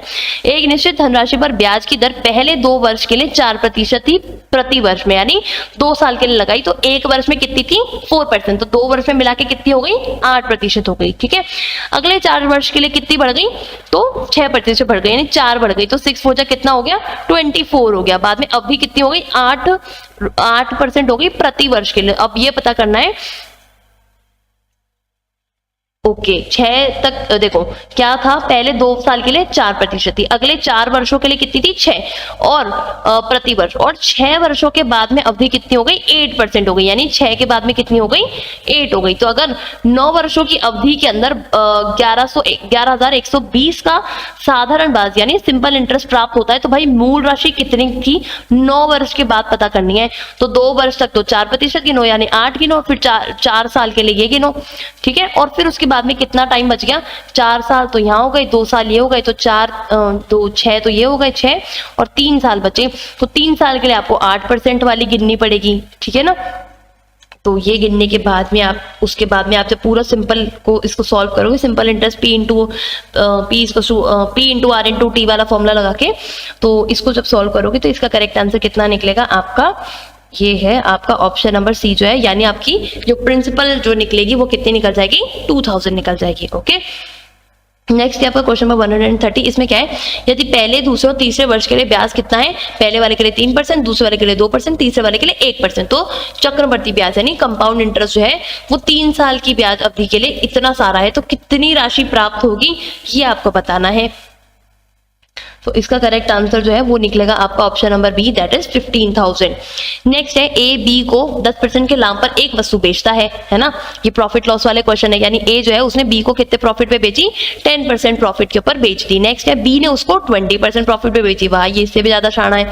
नेक्स्ट है, सी को बेचता है, तो परिणाम लाभ टोटल जो प्रॉफिट हुआ वो कितना होगा, तो इसका करेक्ट आंसर हो जाएगा आपका option number C, that is 32%, क्योंकि इनको ऐड करोगे और फिर उसके बाद में देखोगे, तो पहले आप सिंपल वाली निकालोगे कितना पे थी और फिर उसके बाद में कितना प्रॉफिट हुआ वो निकालोगे आप। ओके, नेक्स्ट है, एक किराना व्यापारी 20% लाभ पर चावल बेचता है, पर तोल में 25% की कमी कर देता है, तो यानी वो बेच कितना रहा है, उससे 100% से 25% कम, यानी 75% ही तो बेच रहा है वो, है ना, 75% पर भी 20% प्रॉफिट कमा रहा है, तो टोटल लाभ कितना कमाया उसने वो अपने को बताना था। तो वो 100% तो बेच ही नहीं रहा, 100% में से भी 25% जो है वो बचा रहा है चावल में से, तो वो टोटल कितना बेच रहे हैं 75% बेचे, तो इस 75% के ऊपर भी वो 20% प्रॉफिट कमा रहा है, ये सोचो, और उसने ऑलरेडी 25 जो है वो कर लिया कम, तो अब इन दोनों का टोटल करके निकालना था कि भाई टोटल कितना प्रॉफिट अर्न कर रहा है, तो वो आपका टोटल अर्न कर रहा है 60%। ओके,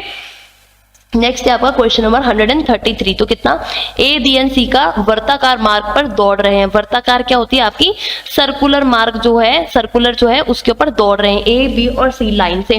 तो क्रमशः कितना, 20 मिनट, 15 मिनट और 10 मिनट में अपना अपना चक्कर पूरा कर लेते हैं, यानी ए 20 मिनट में, बी 15 मिनट में और सी 10 मिनट में।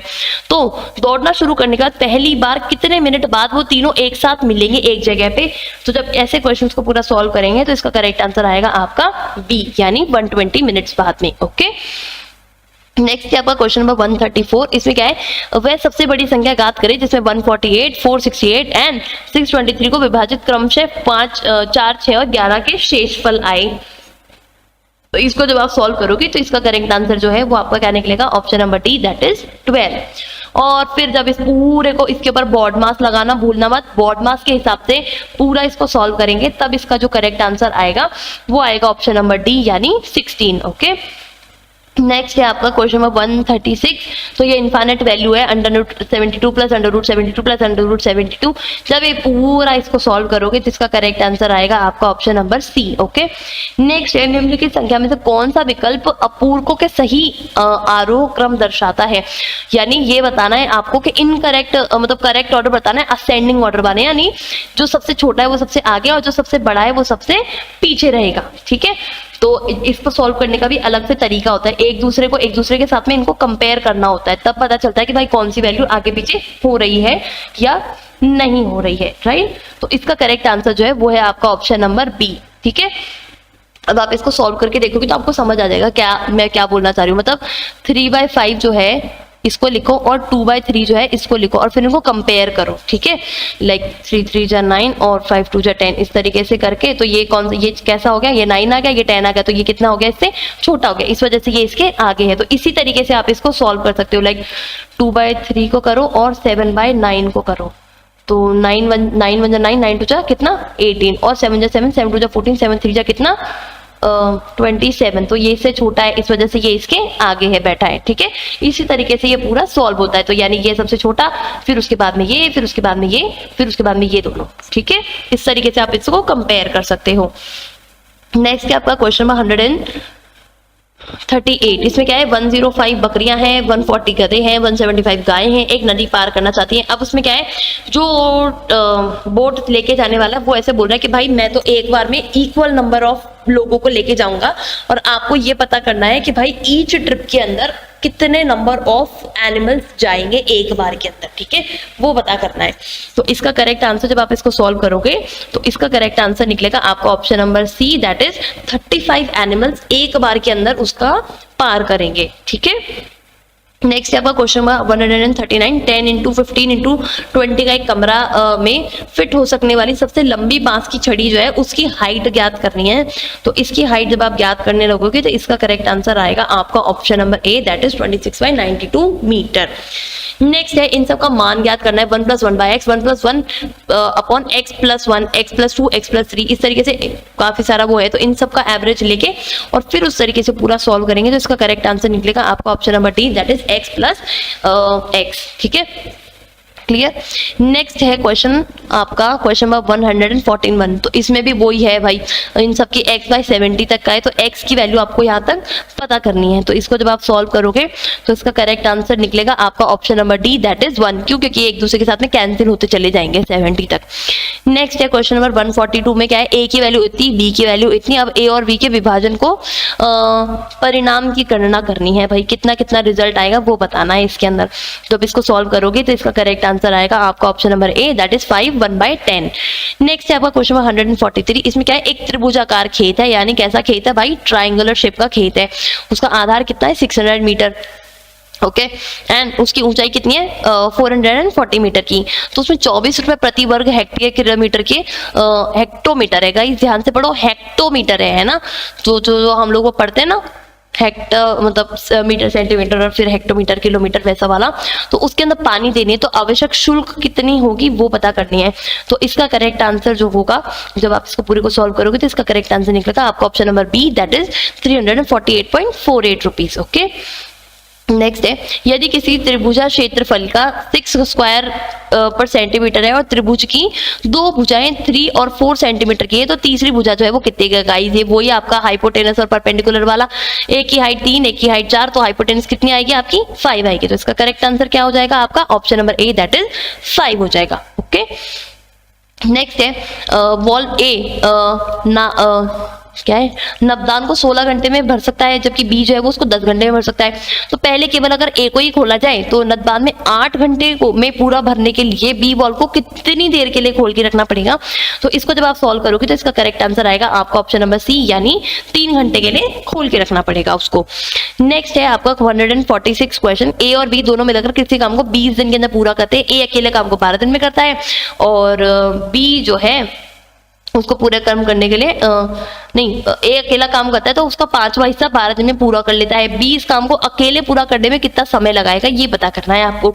तो इसका करेक्ट आंसर जो है वो आपका ऑप्शन नंबर सी हो जाएगा, यानी ऑप्शन नंबर 30। ओके, नेक्स्ट है आपका क्वेश्चन नंबर 147। ये क्या बोलता है, रामू ने साधारण ब्याज और चक्रवर्ती ब्याज पर एक निश्चित राशि को लगाया, यानी अपने प्रिंसिपल को लगाया और उसको सिंपल इंटरेस्ट पे भी लगाया और कंपाउंड इंटरेस्ट पे भी लगाया। दोनों समय की अवधि कितनी रखी, 2 वर्ष की रखी, और दोनों के लिए ब्याज की दर कितनी रखी, 10% रखी।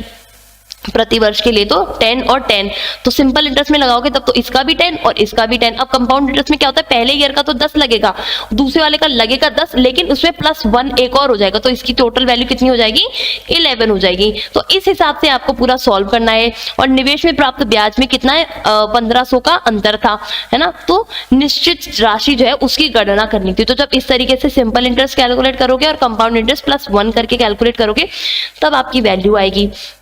तो 147 को सॉल्व करोगे तो आपकी जो आंसर आएगी वो आएगी आपकी 1,50,000 के अंदर आएगी। ओके, नेक्स्ट चलते हैं अब हम लोग क्वेश्चन नंबर 148 के ऊपर। ये क्या बोलता है, शेयर ए की कीमत हर साल 60 पैसे बढ़ जाती है, जबकि शेयर बी की कीमत हर साल 33 पैसे की बढ़ोतरी होती है। यदि 1991 में शेयर ए की कीमत 6.20 थी और बी की वैल्यू 8.30 थी, तो 21 वर्ष के अंदर ए की कीमत जो है वो बी के 60 पैसा अधिक बढ़ेगी। तो ये देखनी पड़ेगी, है ना। तो जब इस तरीके से उसको पूरा सॉल्व करोगे तो इसका करेक्ट आंसर क्या हो जाएगा आपका option number A, that is 2001 के अंदर हो जाएगी। नेक्स्ट क्या आपका क्वेश्चन है 149, इसमें क्या है, निम्नलिखित व्यंजक का मान ज्ञात करना है। तो भाई इस पूरे का जो एक्सप्रेशन है इसकी वैल्यू को काउंट करना है। तो इसका जब आप पूरा कैलकुलेशन करोगे तो इसका करेक्ट आंसर कौन सा आएगा, आपका ऑप्शन नंबर सी आ जाएगा। नेक्स्ट पहुंचे हम लोग क्वेश्चन नंबर 150 के ऊपर। तो इसमें क्या है, दो संख्याओं का योग जो है वो 288 है और उनका महत्तम मतलब क्या बोलते हैं यार, HCF बोलते हैं ना, मैं इंग्लिश में बोल दूं, HCF जो है वो कितना है, 18 है। ठीक है, यदि दोनों संख्याएं 3 अंकीय संख्याएं हैं, यानी 3 अंकीय संख्याएं हैं, तो उनका जो युक्त कर्म है यानी जो रेसिप्रोकल वाला है उसका टोटल कितना होगा वो बताना है।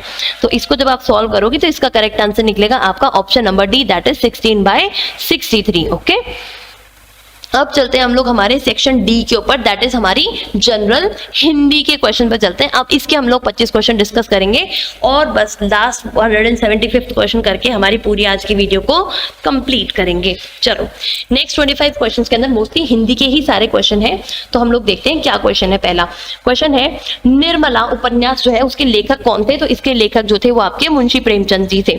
नेक्स्ट है आपका क्वेश्चन नंबर 152, हुंकार काव्य संग्रह के रचयिता कौन है। तो हुंकार के रचयिता जो थे वो कौन थे आपके, वो थे आपके रामधारी सिंह दिनकर थे।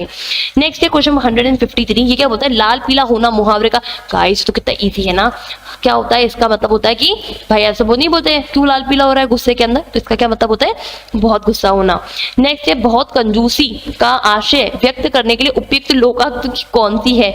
तो क्या बोलते हैं उसके लिए हम लोग बोलते हैं, चमड़ी जाए पर दमड़ी ना जाए। दमड़ी का मतलब होता है पैसा, पैसा नहीं जाना चाहिए। ठीक है, नेक्स्ट है आपका क्वेश्चन नंबर 155, तो इसके क्या है, दो विपरार्थक शब्द देने हैं कि बीच कौन सा विराम, यानी जो दोनों अलग अलग होते हैं उसके बीच में कौन सा चिन्ह लगाया जाता है।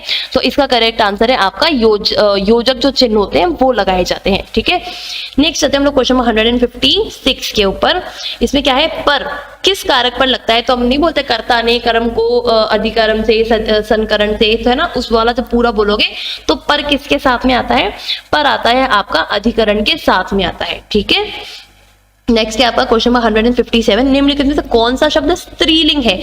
तो जहाज चलता है, जलपान किया जाता है, जमीन जो है वो खरीदी जाती है ना, बोला उस तरीके से जाती है, तो ये आपकी किस में आएगी? स्त्रीलिंग शब्द में आएगा। और जुलूस कहता है जुलूस निकाला जाता है, तो ये सारे मतलब पुल्लिंग शब्दों के अंदर आते हैं। और जमीन कैसे होती है? खरीदी जाती है, तो जमीन कैसी होती है? स्त्रीलिंग होती है। ठीक है, कुछ नहीं आए तो आप ऐसे बोल के देख सकते हो। इजी। चलो नेक्स्ट है आपका क्वेश्चन नंबर 158, इसमें क्या है? पदक्रम की दृष्टि से कौन सा वाक्य शुद्ध है? भाई पदक्रम के हिसाब से चलना है। ठीक है, तो इसके अंदर जो आपका करेक्ट आंसर है वो है आपका ऑप्शन नंबर ए, यानी विराट तेज खेलता है। विराट खेलता तेज है, एकदम गलत। विराट तेज खेलता है, विराट नहीं भाई, ये भी एकदम, ये वैसे नहीं बैठा है ना, सारी चीजों को सेट करके रखना था। नेक्स्ट है खेलता है तेज विराट, ये भी बिल्कुल गलत है। तो पहला कौन सा सही हो जाएगा? हमारा विराट तेज खेलता है। नेक्स्ट है बर्बर का विलोम शब्द क्या होता है? तो बर्बर का मतलब जो होता है वो होता है आपका सभ्य। ओके, विलोम शब्द बताना है यानी उल्टा अर्थ बताना है। तो बर्बर जो है वो कैसा होता है? असभ्य वाला, और सभ्य वाला कौन सा? उसका विलोम शब्द हो जाएगा। ठीक है, नेक्स्ट है आपका क्वेश्चन 160, ऊपर की ओर उछाला हुआ के लिए एक शब्द प्रयुक्त होता है, यानी ऊपर की तरफ उछाला, तो इसको क्या बोलते हैं हम लोग? इसको बोलते हैं हम लोग उत्क्षिप्त जो करते हैं उसको बोलते हैं। ठीक है, नेक्स्ट है आपका क्वेश्चन नंबर 161, निम्नलिखित में से कौन सा समुद्र का पर्यायवाची नहीं है? तो ये जो है इसका जो करेक्ट आंसर है वो है आपका ऑप्शन नंबर ए, क्योंकि अम्बुद जो है वो किसका होता है? वो होता है बादल का। बादल का पर्यायवाची कौन सा होता है? अम्बुद होता है। बाकी जो पारावर, अवर्ण और पयोधी जो है वो सारे समुद्र के पर्यायवाची होते हैं। ठीक है, नेक्स्ट है निम्नलिखित में से कौन से वर्तनी की दृष्टि से शुद्ध शब्द कौन सा है ये बताना है। तो इसका करेक्ट आंसर जो है वो है आपका option number B, that is अनुषंगिक। ठीक है, ऊपर की तरह अनुषंगिक। ठीक है, ये आज का करेक्ट आंसर है। नेक्स्ट है आपका क्वेश्चन नंबर 163, तो इसमें क्या अभिष्ट का संधि विच्छेद करना है? तो अभी इष्ट का संधि विच्छेद करना है, तो इसका करेक्ट संधि विच्छेद कौन सा होगा? आपका डी हो जाएगा, यानी अभी प्लस इष्ट हो जाएगा। ओके, नेक्स्ट है क्वेश्चन 164, अंतिम में किस प्रत्यय का हुआ है? तो ये इसमें इम प्रत्यय जो है वो लगाए। उपसर्ग और प्रत्यय ढंग से पढ़ के जाना। ठीक है ना, और ये आरपीएससी वालों के लिए भी यही चीजें फॉलो करती है, उसमें भी बहुत आती है हिंदी, जिसमें ये उत्सर्ग और प्रत्यय और ये कारक वारक सब पूछते हैं उसके अंदर भी। ठीक है, तो ये सारी सरकारी नौकरी के अंदर बेसिक चीज है, क्योंकि हिंदी क्या है? अपनी ऑफिशियल लैंग्वेज है, इस वजह से सब पूछते हैं। ठीक है, चलो नेक्स्ट पे चलते हैं हम लोग क्वेश्चन नंबर 165 पे। इसमें क्या है? काला प्रवीण में कौन सा समास है? कला प्रवीण में कौन सा समास आया है? तो जो कला के अंदर प्रवीण होता है उसके लिए समास बताना है। तो इसका जो करेक्ट आंसर है, इसमें थोड़ा सा कंफ्यूजन है। ठीक है, कि बहुब्री है या तत्पुरुष है या द्वंद्व है या फिर अभ्यवाही है, तो ये मैं आपको नेक्स्ट वीडियो के अंदर या फिर नीचे कमेंट सेक्शन में आपको कमेंट करके बता दूंगी कि इसमें कौन सा समास आएगा। ठीक है ना, थोड़ा सा कंफ्यूजन है इसके अंदर, ऑप्शंस के अंदर। ओके, नेक्स्ट चलते हैं अब हम लोग क्वेश्चन नंबर 166 के ऊपर। 166 जो है वो क्या बोलता है? निम्नलिखित में से कौन सा शब्द तत्सम शब्द है? तो भाई कौन सा तत्सम शब्द है? तो इसमें जो छाया है वो आपका तत्सम शब्द है। ठीक है, नेक्स्ट है आपका क्वेश्चन नंबर 167, इसमें क्या है? ट्वर्ग उच्चारण की दृष्टि में किस प्रकार की ध्वनि है? ट्वर्ग, तो किस तरीके की ध्वनि है इसकी? तो इसका ऑप्शन सही है आपका मूलधन्य जो है उसकी जैसी इसकी उच्चारण की वो है। नेक्स्ट है आपका क्वेश्चन नंबर 168, निम्नलिखित में से कौन सा दीर्घ स्वर के अंदर आता है? दीर्घ स्वर के अंदर आता है, तो इसका जो करेक्ट आंसर है वो है आपका option number A, that is आ। ओके, तो वो आ जो है वो कौन सा है? आपका दीर्घ स्वर के अंदर आता है। उ ए ओ जो है वो छोटे स्वर के अंदर आते हैं। ठीक है, नेक्स्ट है क्वेश्चन नंबर 169, इसमें क्या है? शासकीय पत्र के अंदर पत्र संख्या के नीचे बाईं ओर, यानी बाईं ओर कौन सा होता है? यानी लेफ्ट साइड के ऊपर क्या लिखा जाता है? तो लेफ्ट साइड के ऊपर हम लोग क्या लिखते हैं उसके अंदर? तो उसके अंदर हम लोग लिखते हैं हमारा प्रेषक अधिकारी का नाम या फिर पद नाम जो होता है वो लिखते हैं। ठीक है, नेक्स्ट है आपका क्वेश्चन नंबर 170, इसमें क्या है? अधिसूचना के संदर्भ में कौन सा कथन गलत है? अधिसूचना जो है उसके रिगार्डिंग में, तो क्या है? इसका अंदर जो है आपका जो बी ऑप्शन है वो एकदम गलत है, यानी इसमें प्रेषक का उल्लेख होता है, तो जो अधिसूचना देते हैं उसके अंदर हम लोग प्रेषक की सूचना नहीं देते हैं। ठीक है, नेक्स्ट है, अच्छा ये पूरा जो है क्वेश्चन नंबर 175 से 171-175 जो है ये आपको ये पूरा इसमें से पढ़ना है ना, रीडिंग पैसेज वाले क्वेश्चन है। तो इसमें क्या है? पूंजीवादी समाज में लेखक और पृष्ठ के पाठक के बीच में क्या आ गया है? तो अगर आप इसको देखोगे तो क्या लिखा हुआ है? पूंजीवादी समाज, लेखक, पुस्तक और पाठक के बीच बाजार आ गया है। तो भाई क्या आ गया है इसके अंदर? आपका पहला क्वेश्चन के अंदर आंसर क्या आएगा, बाजार आ गया। नेक्स्ट क्या है, पुराने समाज में कला की सुरक्षा का दायित्व किसका था, तो पुराने समय में इससे कहीं पे तो होगा।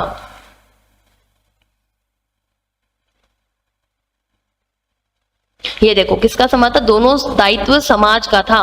तो इसका करेक्ट आंसर आपका कौन सा हो जाएगा, 172 वाले का कि समाज का था। ठीक है, उसी तरीके से आप बाकी सारा पैसेज करोगे तो आप क्वेश्चन नंबर 73 का कला क्षेत्र में संकुचन का आशय कहां पर है, तो इसका करेक्ट आंसर भी आप बता पाओगे कि कला का दायरा सीमित होना। ठीक है, संकुचन का। नेक्स्ट है आपका क्वेश्चन नंबर 174 के अजीब विपन का आशय क्या है, अजीबपन का आशय क्या होता है, तो अजीबपन का आशय होता है आपका अकेलापन। ठीक है, अपनाना, सामुदायिकता, लोकप्रियता नहीं होता। अजीबपन का मतलब होता है ना, आप बोलते ना यार आज थोड़ा अजीब सा लग रहा है, क्यों लग रहा है, क्योंकि हमारे अगल बगल हमारे जान पहचान वाले लोग बाग नहीं, तो हम थोड़ा अजीब फील कर रहे हैं, ऑकवर्ड सा फील कर रहे हैं ना, तो वो। नेक्स्ट आपका क्वेश्चन 175, इसमें क्या है, गद्यांश का सर्वाधिक उपयुक्त शीर्षक क्या होना चाहिए, तो ये आपका थोड़ा सा दिमाग लगा के आप लिख सकते हो। ठीक है, तो इसमें क्या है, पूंजीवादी समाज की कला। ओके, तो ये हो गए आपके आज के सारे क्वेश्चन कंप्लीट। ठीक है, आई होप आपको सारे क्वेश्चन समझ आए होंगे, और कोई भी क्वेश्चन में कहीं पे भी कोई भी क्वेश्चन के अंदर डाउट आता है तो आप वो मुझे कमेंट सेक्शन में कमेंट करके बता सकते हो। ठीक है, मैं उस डाउट को जल्दी से जल्दी क्लियर करने की कोशिश करूंगी। ठीक है, और इसी तरीके से बस बने रहो चैनल के साथ में, क्योंकि हम लोग बहुत सारा कंटेंट आप लोग के लिए आपके एग्जाम्स के प्रिपरेशन के लिए लेके आते रहेंगे इसी तरीके से। तो बस चैनल के साथ में बड़े रहो, टिल देन पढ़ते रहो, तैयारी करते रहो अपने एग्जाम्स के लिए। Okay, thank you so much.